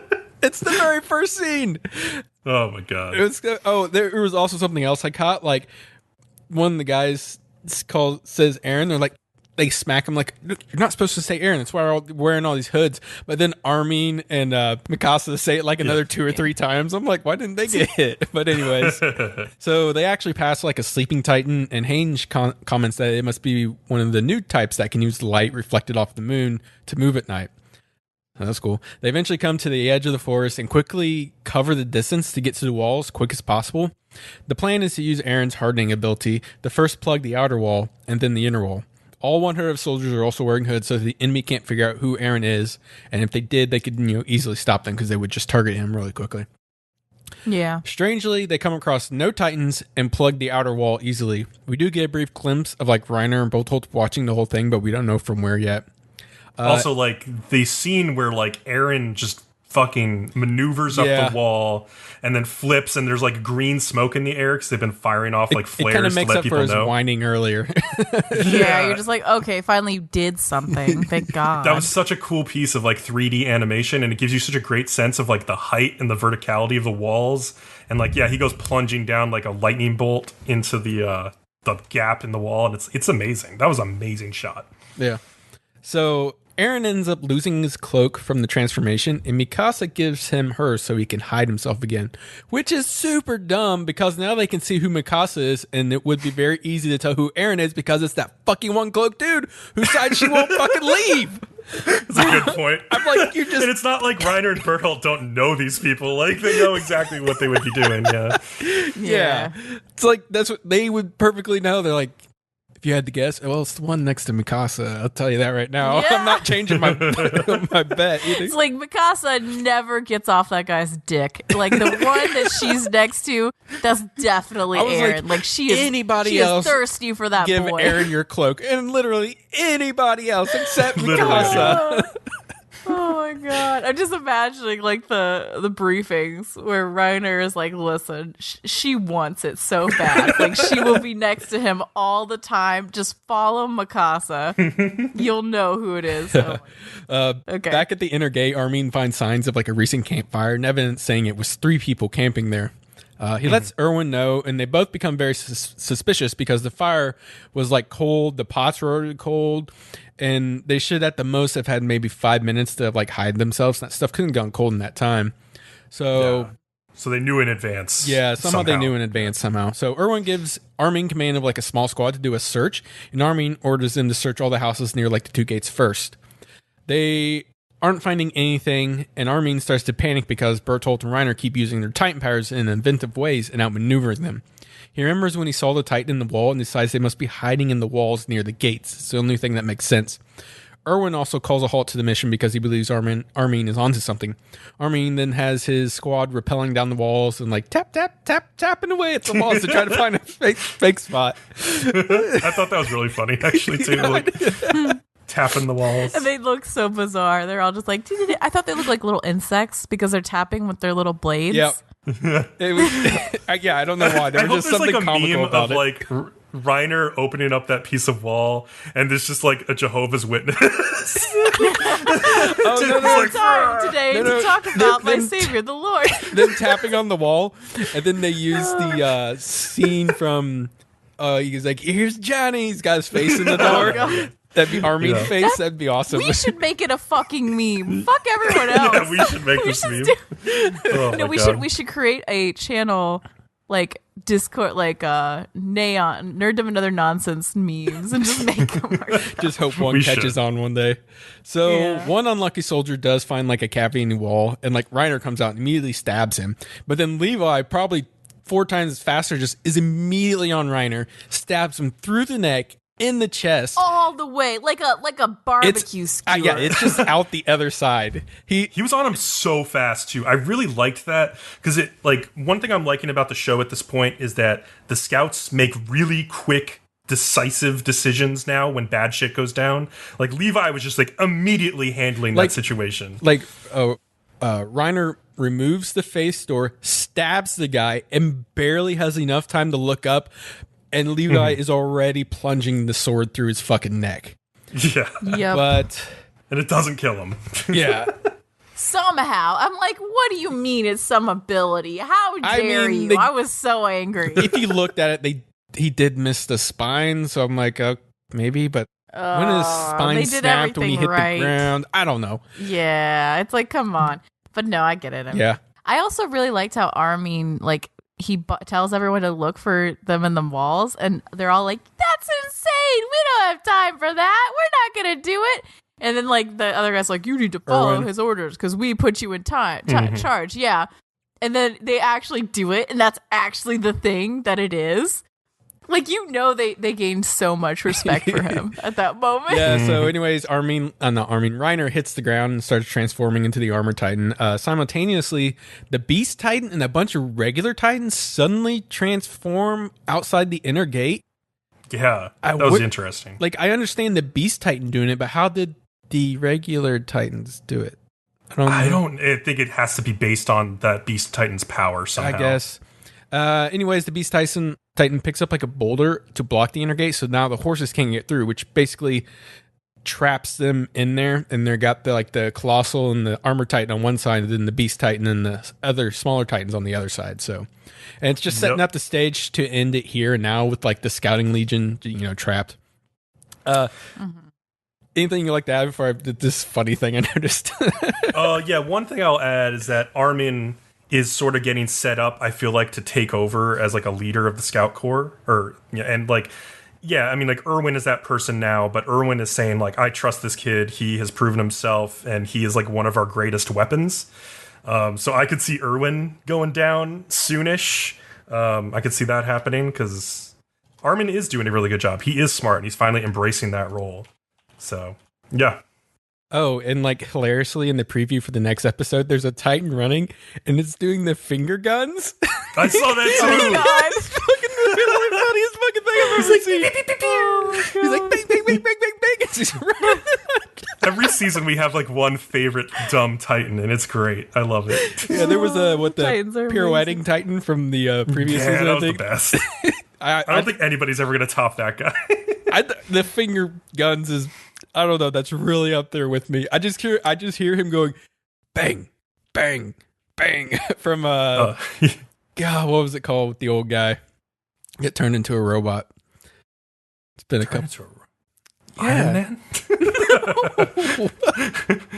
No, I can't think of it right now. He got crushed by aliens and they turned him into like a robot, and he's a super old guy and his family treats him like shit. Oh, Inuyashiki. Yeah, the guy who loves One Piece so much that he kills people. Yeah. There was one other thing I noticed. So I rewatched the OP after the episode ended, and I noticed there was a scene in there where Reiner and Berthold are having tea with an old man who has his back to the camera. And I think it's the same old guy with a beard who we saw. That's the Beast Titan guy. The teaser. Yeah, I think he's the Beast Titan guy. Obviously, I think everybody thinks that. So we'll get to meet him, hopefully. I don't know what the black liquid they were drinking was. They make a big deal of that, but we'll see. Yeah, I guess we're going to figure out what's going on. Jesus. They really went right back in with this stuff. Yeah, it was good. It was good. It was really good. The ED is also like super nostalgic. It's just like a montage of all these still images of things that have happened in the past in the show. Maybe it'll gain more meaning as the show goes on, but right now it just feels like a little like nostalgic ED. Nothing too special, but yeah. Yeah. Cool. Cat, One Punch Man, season 2. One Punch! Okay. So, I'm sorry, I always have to say that. So at the beginning of this episode, which is called The Hunt Begins, So you see someone, and their name is Charango, get kicked out of, I think it's Silverfang's dojo, isn't it? Yes. Then I got confused because Silverfang. apparently his brother also has a dojo, and then they talk about, oh, I've also kicked out my students, and I'm like, well, you both have students? And I got confused. Yeah. And those brothers are like Silverfang's like a real name is Bang, or they pronounce it Bong, but it's Bang, and his brother's name is Bomb, I guess. So confusing. Imagine, are they twins? Because like, could you imagine you have twins? They're both boys, and you just get bored, and you're like, you know what? I'm tired. They're Bang and Bomb. And people at the hospital are just like, we're tired too. Fine, we'll let you do this. Yeah, they just scribble it. They're like, you know what? We want to go home. Yeah. Like, so the Silverfang basically kicks out his student named Chiranko and is like, no, you can't be here anymore. Like, you've been here 6 months. You have no talent. Never come back again. And the kid named Chiranko immediately goes to like all these other heroes, like One Punch Man and like, you know, Saitama and all that. And he's like, hey, this happened. I don't know what's going on. And they are like, well, I mean, Gyaru, this main villain that we've been seeing. Garo. Or Garo, is that how you say it? Yeah. I want to say Gyaru for some reason. I think That's because you're a gyaru girl. oh god. You just want to say it all the time and put on your Maybe. crazy makeup. Oh god. Anyway, so Garo was apparently Silverfang's former disciple. So I guess now he's basically. That doesn't make any sense to me though. Like, just because one of your disciples ended up being a shitty person doesn't mean that suddenly you want to kick out the rest of them. That really made no sense. I guess he's just being a sensitive little emo boy or something, but like, you know, Yeah. You're an adult, you're at a grandfather age, maybe you should suck it up and grow a pair. So I guess because of all of this commotion, a bunch of the smaller time heroes decide to fight Garo at once and take him on. And this includes Tank Top Vegetarian. Yep. And which, don't confuse him with Tank Top Man. Or Master. Because I did. Like, apparently, Tank Top Man is like an S-class hero. Tank Top Vegetarian is like one of his disciples Yeah. under him, who wears a tank top covered in vegetables, doesn't he? I think so. Yeah, something like that. And at first I thought Tank Top Vegetarian's power was to turn into bigger Tank Top Man. Wow. Like, I thought- you were really I thought- confused. I was like, what's happening? Is he like transforming? I don't. So apparently there are two people. Don't get confused. There's also listeners. Tank Top Tiger. There's a couple different other tank tops. Oh god. But yeah, so Tank Top Vegetarian and like Moomin Rider, which is one of my favorites. Hell because yeah. he's always so weird. I was and, so like, excited fun. when I saw him. He got mopped. Holy shit. Yeah, he did. They all got mobbed. What are you talking about? So they all kind of go after him. Then they're like, we're gonna, corner Gyaru and take him out, and then it's gonna be awesome. And they just get fucking destroyed. Like, there's one. I also really love some of the like move names. Oh, yeah. Yeah. Like, doesn't Moomin Rider have like a thing where he goes, "Justice crash," Just and then he crashes crashes his into him. bike into someone? Yep. That's not a move. We've all done that. It sucks. And That's not a fight move. And it doesn't help because he just ends up like face planted in the ground, and then Garo just like beats his head into the ground. Yeah, so and I'm like, how is Moomin Rider not dead? there was Like, so much literally. blood. Holy shit. What's interesting about this fight is that Tank Top Master is like kicking Garo's ass until Garo decides to use the same thing that Silverfang uses, which is like the flowing water, crushing rock, whatever. Yeah. And then suddenly Garo is the one mopping everybody's ass. Well, Yup. and I also feel like he may have had a chance to at least scratch him if Moomin Rider hadn't come up and been like, "No, you can't kill him. He's a person. We need to be good. You have to stop." And I'm like, what the fuck? Look, Moomin Rider is too good for this world, but I still love Oh him my regardless. God. He's No, so perfect. I was like, you need to step out off the way, fucking boy. Like, listen, this dude, like, leave it be. Okay. But he's a human, Cat. Heroes can't kill humans. Listen, this is the real world, okay? And I actually thought when I saw the carnage after this fight, because like they're all just laying around, and like Silverfang and his brother come, and they're like, yeah, they've all been taken out. And I'm like, wait, did they all die? Because don't they look like bodies? Oh, I mean, yeah, they're just like laying knocked out on the floor. I was surprised that Moomin Rider was not dead, to be honest. Like, well, okay, so do you think that all the people still laying around are bodies, and the only ones that aren't were the ones in the hospital? Nah, I think they're trying to let you believe that they all survived. I think they all survived, technically. Honestly, like the only way that paramedics wouldn't be on the scene immediately to drag them all to the hospital would be if they were dead and it was a mass casualty zone and they were like going to assess it. That's a fair point that like only 2 of them show up at the hospital. Yeah, so I think they all died except the ones in the hospital. Maybe. I don't know.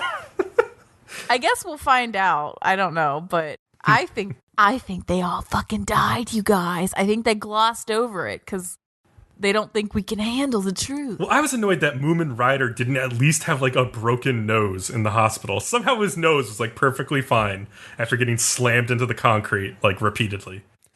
That's why you wear your helmet, kids. They broke his helmet too. Yeah. But yeah, like it seems that word has spread, especially after that Gyaru is, I said it again. Garo is hunting heroes. And I love the part where there's like, what are they, D-rank heroes or something? Just people in like weird shirts. Yeah. They look like the nose They guy. look like people who, if you saw them, you'd be like, oh God, where's my children? They need to be close to me at this moment. Yep. They looked like pervs a little bit. And they're like joking about it. And then they're like, well, if he was here, I would do this and I would do this and I would do this. And then like, it's like, oh, he's here. And then they all get whooped. Yep. That was good. So at some point, Saitama visits one of the heroes. I don't remember. Is that Moomin Rider that he visits? Yes, it is Moomin Rider. And then okay, next like, to him he is looks different Tank Top. Yeah. When he's not in his whole outfit. And I was like, is that? He still has sunglasses on. Yeah, Tank Top is in the bed next to him.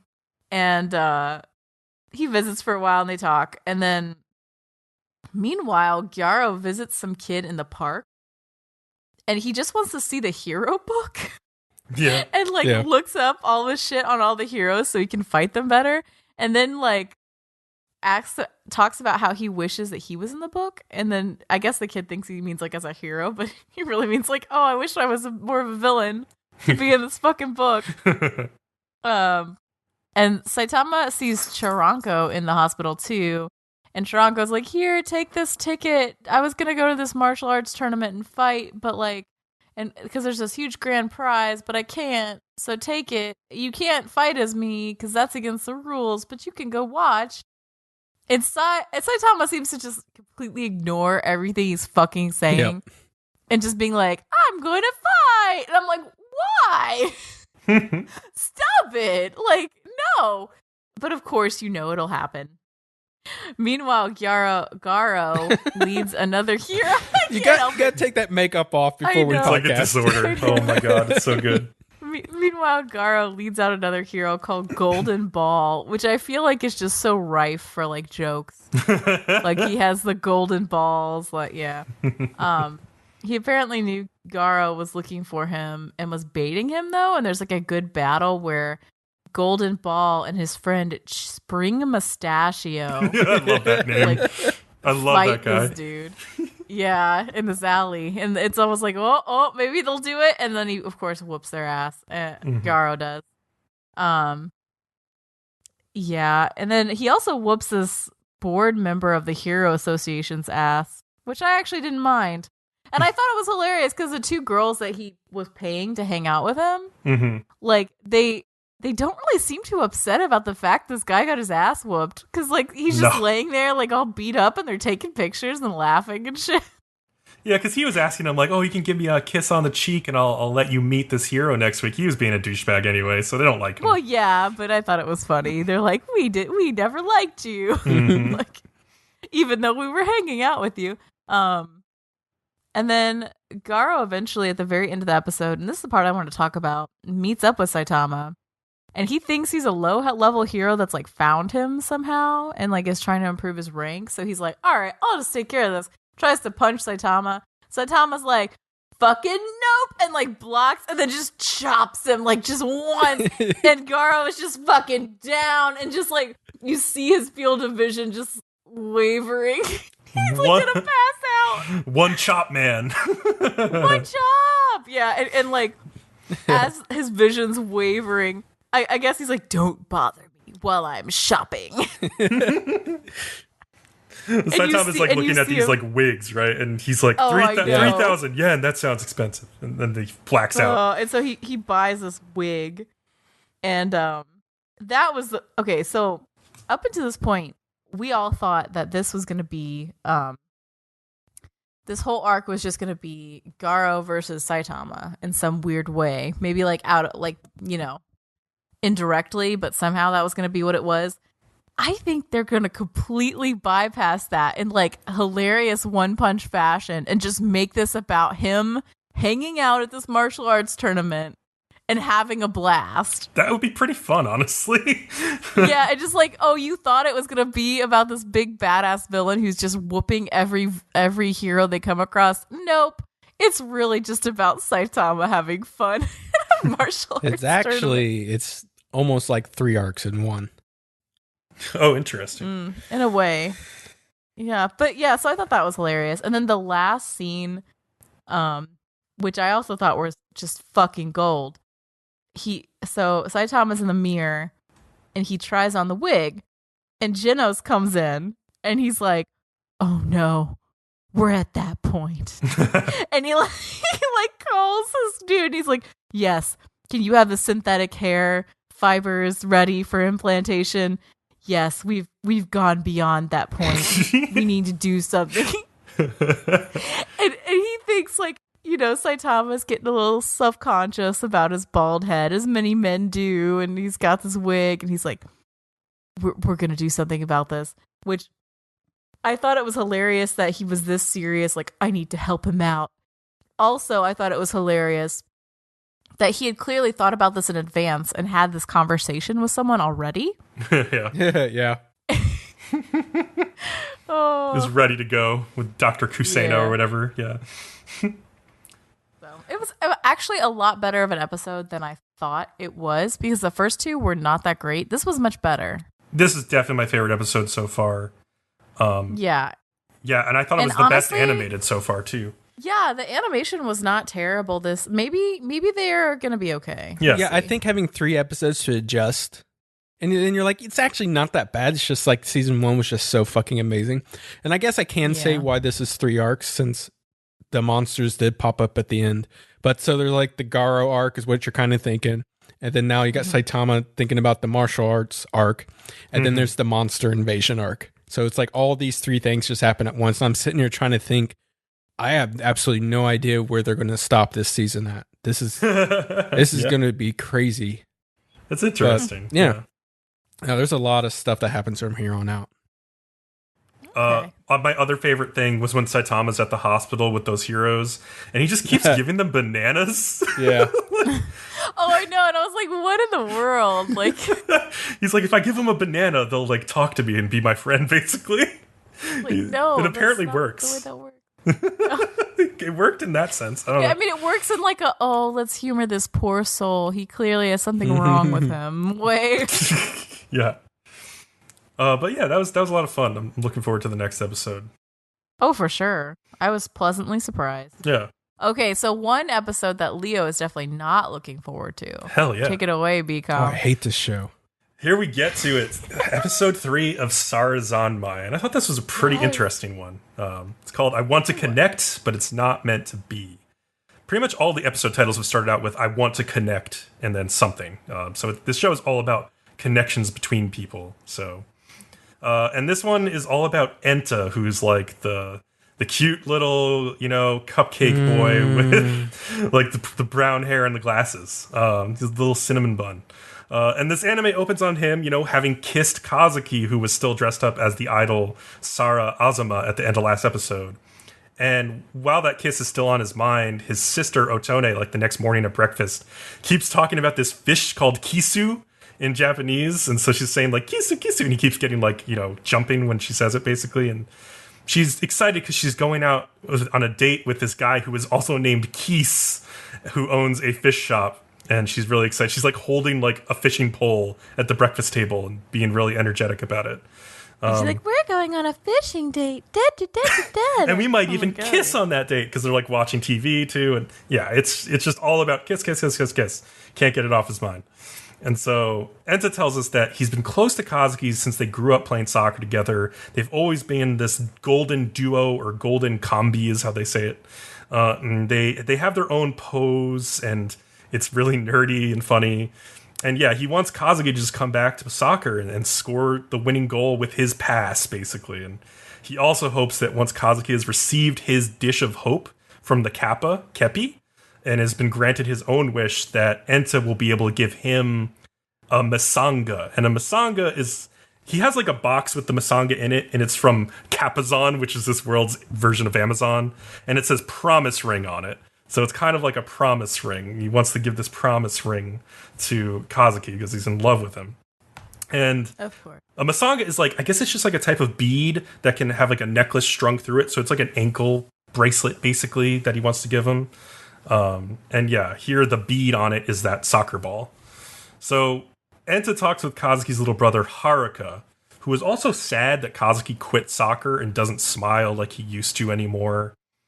But like he's talking to him, and then it turns out like Enta has like these issues with hallucinatory fantasies because he imagines that Kazuki's like running up to him later that day and telling him like, "It is your business to be in my business. I want to play soccer again," and like I want to. And he starts putting like the masanga on his ankle, but really it turns out Enta's just imagining all this, and he's actually just been picturing his sister as Kazuki, and she's the one who's putting it on her ankle, and she like runs off, and he's like, "No." These are very in-depth, like hallucinations, though, and he's actually doing all of this in real time. It's kind of dangerous. Kind of creepy. Yeah, it's weird. It's creepy and dangerous. He's a bit obsessed. Yes. Yeah. So it turns out that his sister Otone's date, Kis Memore, is the next corpse to have been found in Asakusa by the cops, and he had been previously arrested for leading a woman to commit suicide. He was like trying to commit marriage fraud with her, and he's like a real dirtbag, basically. And as usual, the otter cops like Ryu and Mabu say like, "Oh, we'll wring the desire out of this man," and like they make it seem like they're doing a service for people who can't make connections with others because they're broken in some way or deviant in some way, and they're like opening the doors for those desires to escape and then be collected by their boss of the Otter Empire or whatever. And then they do their dance again, obviously, and it's cool. Their dance is so weird, and like they just pull, like they take the guy's shirt off and like pull his desire out, and the other one's like, yeah, and he's like, ah. It's all very dramatic. I love it. So after this is the third episode now, and it's just so much reused animation. Like, do I really have to watch the cops dance? And then the boys transform, and then they battle in the exact same way every week. I'm like, this is kind of like the same episode every fucking week, for the most part. It is very similar every week. I mean, it's different themes with each new deviant that they like steal the desire from. But it is like this is the thing with Ikuhara shows. Like, so if you've watched Revolutionary Girl Utsuda, she walks up the stairs like every week for that first whole arc. Yeah, and I think it'd be one thing if they're quick, but these are like legit lengthy scenes. So I'm watching this damn cop dancing music video every week now, apparently. Yeah, Ikuhara loves this format. He loves that structure. Yeah. Yeah, the parts where like they change into Kappa and they do the weird dance, and they also have to like put their feet together again and like pose. Yeah. Like, what the fuck? It's very weird. I like it though. It's kind of visually like entertaining. So I haven't gotten bored of this like bit of animation again. And I think there are some differences between each episode in those sequences, but not many. It's essentially the same. But Enta then has another vision that Kazuki is beating up these soccer kids that have like stolen Enta and Kazuki's old like practice spot by the river where they like drew a goal in chalk. In reality, though, it was just Toei who had just like scared these kids off by just talking to him because he just looks scary. But so yeah, again, like Enta's having these like crazy hallucinations, and he explains to Toei that he wants his dish of hope to bring back his old relationship with Kazuki. And Toei's like, well, neither of you are going to get the dish because I need them for myself. And I'm sure we'll find out like next episode why that is. I think it'll be 2 episodes because it seems like all the characters are getting 2 and then it switches. Oh, could be, yeah. So yeah, Enta finds out a Kappa zombie has been created from Keese, the guy who his sister is supposed to go on a date with. And he's like, all right, Kepi, you got to change me into a Kappa so I can go change my sister or save my sister. And yeah, so all 3 of them like get changed again with like, you know, the butt sucking animation as Leo calls it. Yeah. I would just like to personally thank Bcom though. He's the reason I get to see a middle school boy's butt get sucked every single week. You're welcome. The weirdest part for me is the part where the frog turns into like a frog person and it has a body. Stomps his foot. And then it like takes its hand and like very sensuously is like, yeah, and like rubs its crotch and like goes up its chest and it's like, you want to fuck this frog person. And I'm just like, yeah, I don't know. And then he shits out a Kappa. Yep. So yeah, the 3 guys, they change into Kappas. They go to extract the desire from Keese, who is basically like, it turns out he's just this lecherous guy who wanted to just get these promise kisses from every woman he could find, and he kind of tried to trick them all into marrying him because he was just obsessed with the idea of love, but like didn't know how to love people back. And that's when Enta yells at him that like kisses mean nothing for you if you just want to kiss like more and more people, because they're supposed to be like representative of this like singular inextinguishable desire for the person you truly love. At least that's how Enta believes. Which is naive. And so beyond belief. Yeah, a little bit naive, I feel too. But it's, you know, the pure ideal of that, I guess. And so after extracting the desire from Kappa Zombie's butt, they connect with their like little Wi-Fi bars. And the Wi-Fi connection, as they all like do poses and like stomp, is where they share the memories between the 3 of them.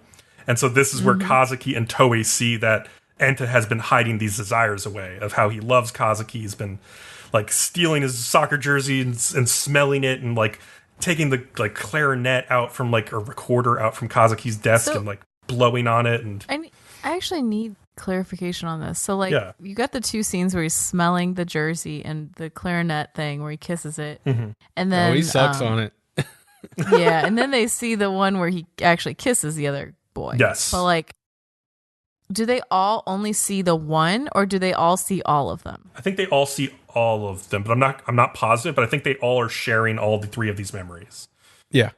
Okay, because I don't know how he could think, like I could see him passing off like, you randomly kiss me real quick. These secrets are being revealed every episode. Yeah, but episode, I don't see how, if he sees all 3 of those and is like, but he's still my friend and totally doesn't have a crush on me.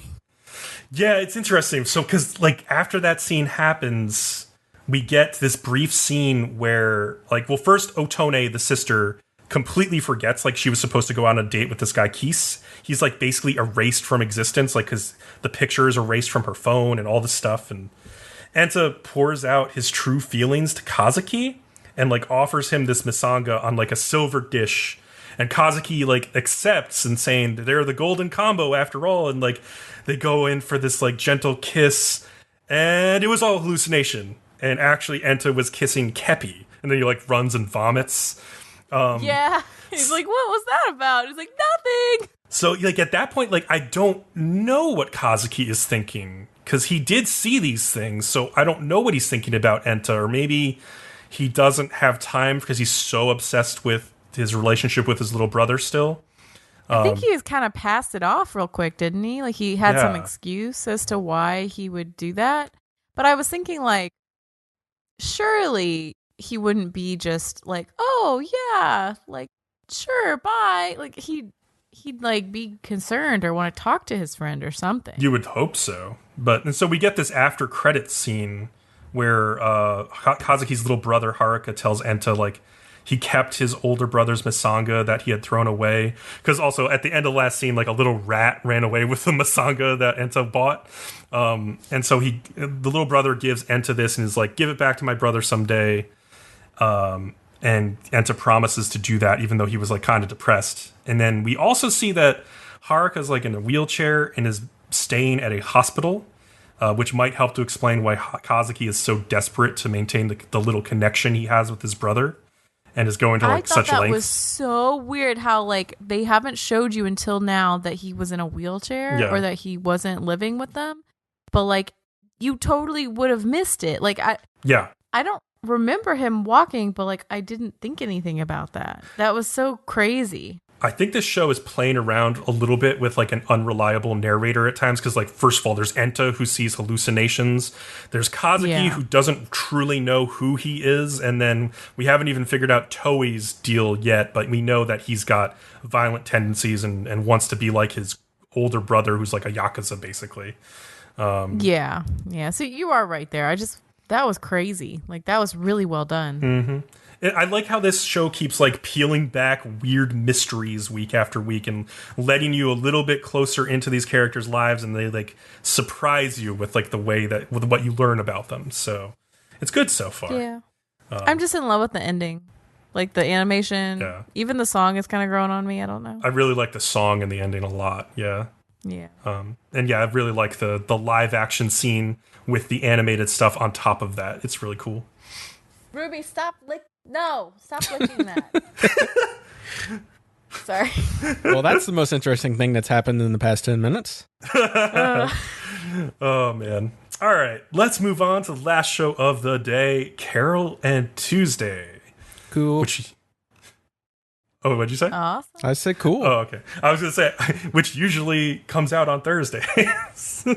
But yeah. Episode 3 is called Fire and Rain, after the James Taylor song.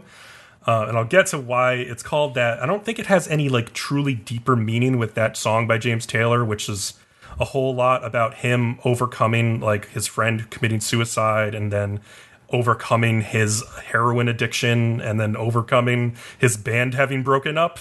I don't think it's anything close to that, but I think it's just a play on the words of the title. So okay. Wait, is it?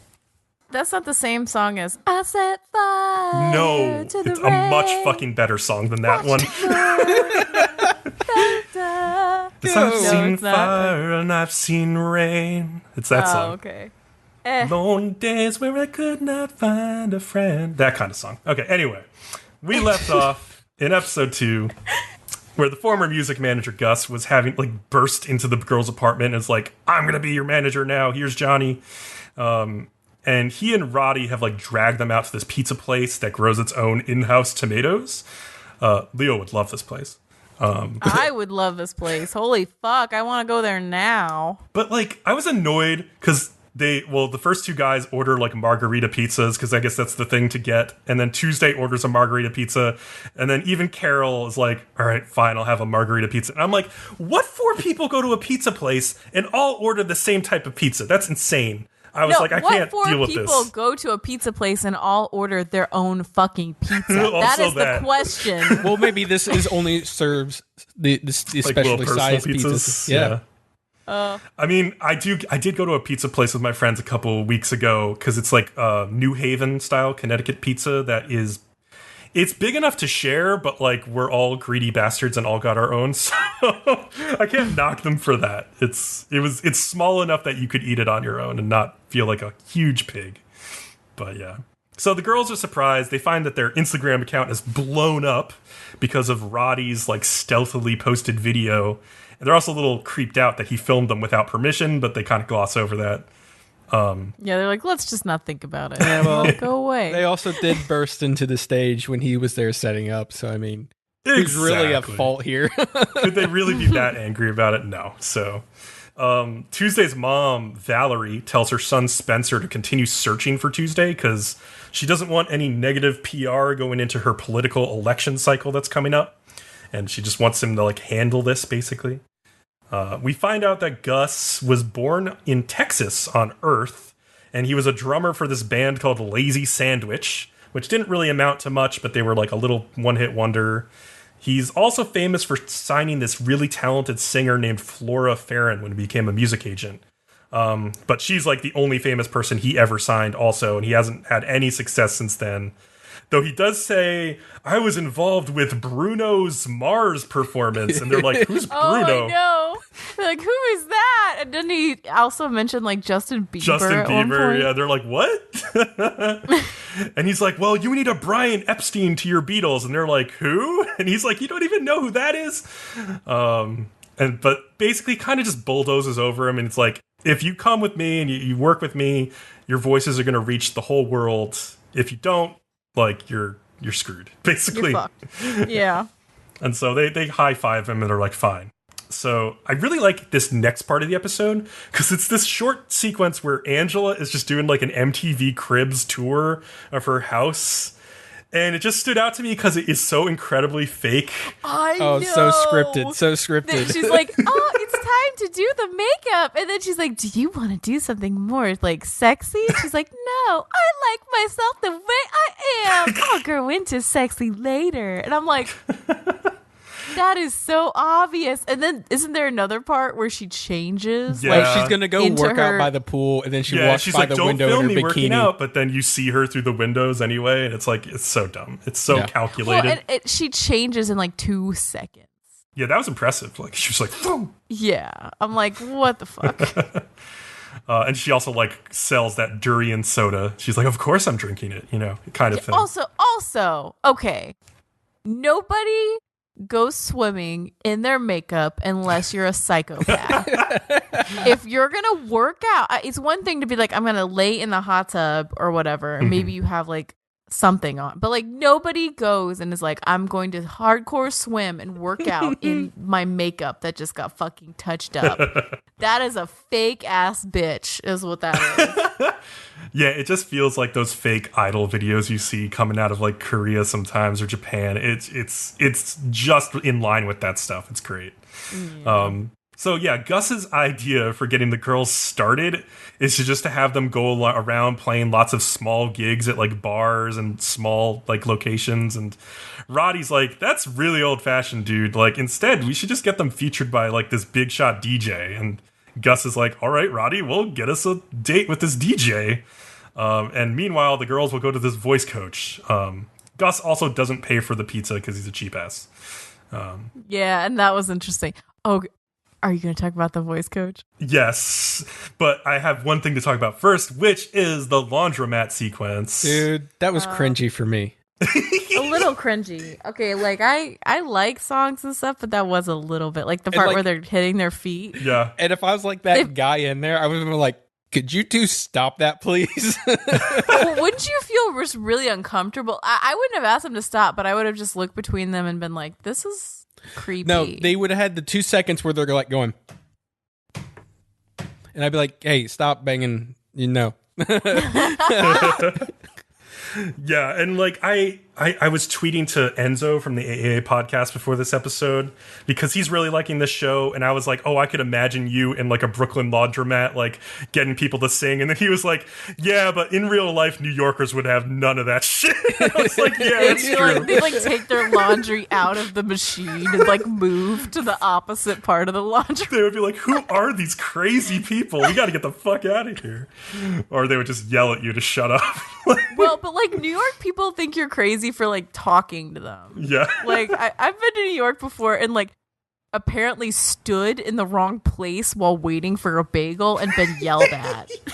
Like someone's legit come up to me and been like, you're in the way, and like yelled at me for standing. And I'm like, what the fuck? Oh, I love New York so much. Or like you're just standing like and you just say, oh hi, like sorry about that, and they look at you like you've just sprouted from the earth and you're like an alien and have antenna like moving on your head because you like bumped into them and like was like, oh hi, sorry. They're like, what the fuck? You opened your mouth and made a noise at me.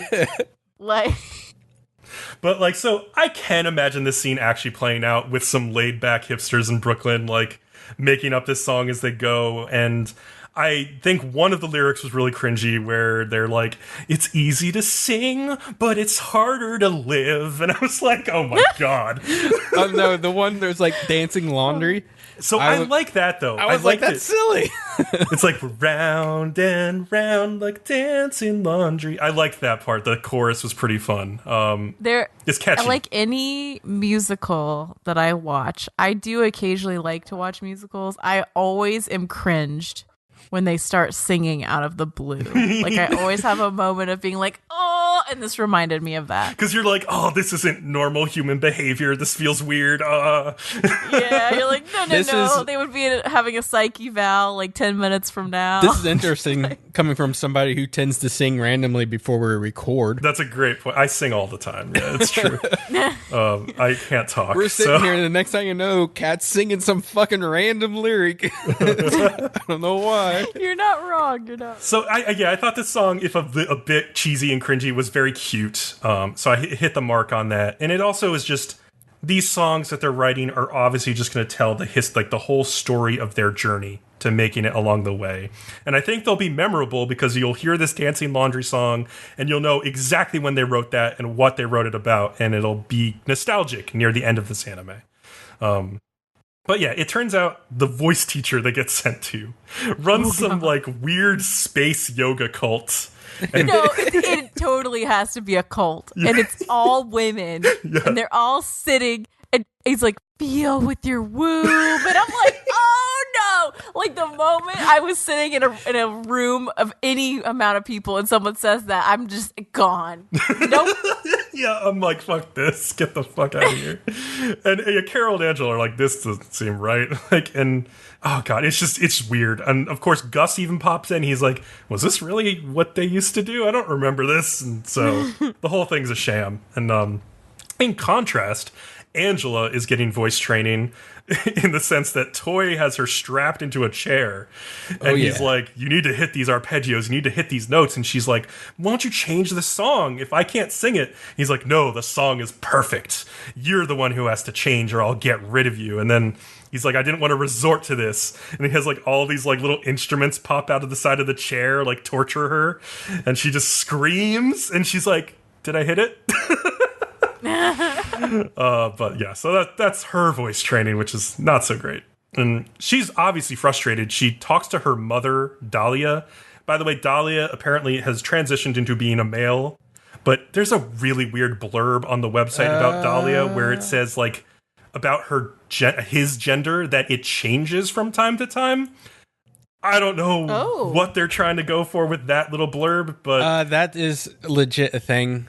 Where you can be female one day and there's like Zer and a bunch of different words you can use. I have heard of that. Yeah. Like there's people who they decide on each day like what gender they feel their like transgender that day. Their gender is fluid or something is what I think they refer to it as. If they're representing him or her as a gender fluid individual, that's really interesting. At least I don't know if they'll go into it more, but maybe they will. But I wish they had made it a little more clear because at first I thought it was legit her. Like, I thought she was just her manager that was, like, had something going on with gender, but I wasn't sure. Like, I thought maybe it was a transgender female. Yeah, like I had it right. Male who had used... gender fluid, denoting or relating to a person who does not identify themselves as having a fixed gender. Interesting. Yeah, but then I found out it's actually her mother, and so I was thinking, like, is that her biological father who is now her mother sometimes? Or, like... I don't know. I think it's the other way around. I think it's her biological mother who is her father now. It's really interesting. I'm not sure. I hope they go more into it so I'm not floundering in the dark trying to figure it out. I know. And yeah, so basically Dahlia says that as a child, they were a child star, but they'd become irrelevant by the age of 20 and doesn't want Angela to go down that same path. So that's why she's like, stick with Toy, like, for now. Okay, so meanwhile, Roddy has gotten the girls a meeting with this completely self-absorbed star DJ named Ertegun. Oh my god! Okay. I'm sure you love this guy. So they walk in to go meet him, and he has like 10 women in this pool with him. Oh yeah, groupies. And I'm like, And of course he thinks like there's another 2 women here for him, and I'm just like, you don't have enough? Like you need 12? Yeah. Like you can't physically fuck 12 women in a night, dude. Like, what else are women good for? Oh my god. Well, he's just like, seriously. He's like Keese from that last episode of Sarazanmai, where he's just collecting women almost, you know? I just don't get this guy fantasy of like, them I'll all. have 12 women in a room. Like, you can't fuck them all. It's one thing for a woman to be like, Challenge 12 accepted. dudes in a room. Like, you could physically, but like a guy is not. You're gonna get tired after like 3, 4. I don't get it. Let me tell you, Kat, I've started playing a new gacha game called Review Starlight Relive, and you can collect them all, let me tell you. Oh, Just boy. have it be like a harem, just different ones on different days, I guess. I don't know. But it's just bizarre. And Yeah. I don't know. And okay, so like, then there's the scene where he does the push-ups for them. He's like, was that enough? And I'm like, well, I mean, I would love to see a dude just really like packing it and just like doing that. But like, He's sweating profusely, too. He's like sweating like crazy. I mean, but at the same time, like, dude, weird. And he's like, But yeah, so I'll give you your autograph, or I'd even be willing to give you a hug if you want. Yeah. But yeah, they're like, no, we just want you to hear our song. And he immediately starts to judge them. Like, who do you think I am? I'm Ertegun. I don't just listen to stupid singer-songwriter music. Like, that would just be a waste of my time. But you will do sit-ups for random people? Yes, exactly. I think it'd be much less exerting to just lay there and listen to the song. But he's like, it would be painful to listen to this. Like, I don't play around like you. I've invested money in, cutting edge AI music for all of my performances. And so he's like, your sheet music you have there, you should just throw it in with like the burnable trash. And so Carole's like, all right, this guy's an asshole. Let's go, Tuesday. And Tuesday is pissed. And she goes over to the table where Ertegun is like lighting his cigars, and she lights the sheet music on fire and then tosses it in the air, which sets off the mansion's sprinkler system. And this is hence the fire and the rain. It's that's all the fire and rain means in this episode, I think. And I will say, Ertegun, he seems to be actually a little bit impressed by it. He is, actually. He's like, he's not pissed. He's like, wow, she's got balls or something, And he's like, I guess I don't need to take a shower.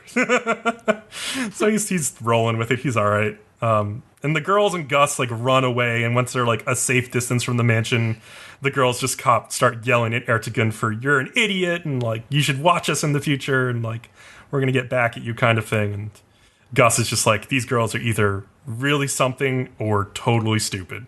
Not sure which yet. So that was a really fun episode. Yeah, it was. I love the Ertegun character, because like when he performs on stage, he's like wearing that shirt. So it's like, who am I? And I just expect him to have this like existential like crisis at some point in the show where he's like, who am I really? I don't know who I am. It's gonna be great. But yeah, another fun episode of Carole. Anything else from you guys? Did you notice? No, I think I yelled it all out during, but it was an amazing episode. These episodes go so smoothly. Yeah. Yes. Also, I think Gus gave up drinking this episode.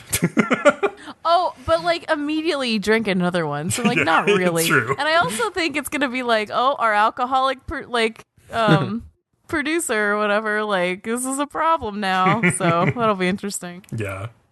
I don't think we're gonna go there. Kat, all right, take us out. Let's take it out. We will see you next week. Thanks for listening. Remember to like, follow, and subscribe to us on YouTube to get updates on our new podcasts or videos. You can follow us on, pretty much any podcast feed. You can find us on iTunes, Google Play, Spotify, Stitcher. And seriously, follow us on Twitter at Nerdom Another for updates. And our Discord, because we have fucking fun on there. And we have a link to that in the description. And with that, we'll see you next time. Bye. Later. See ya.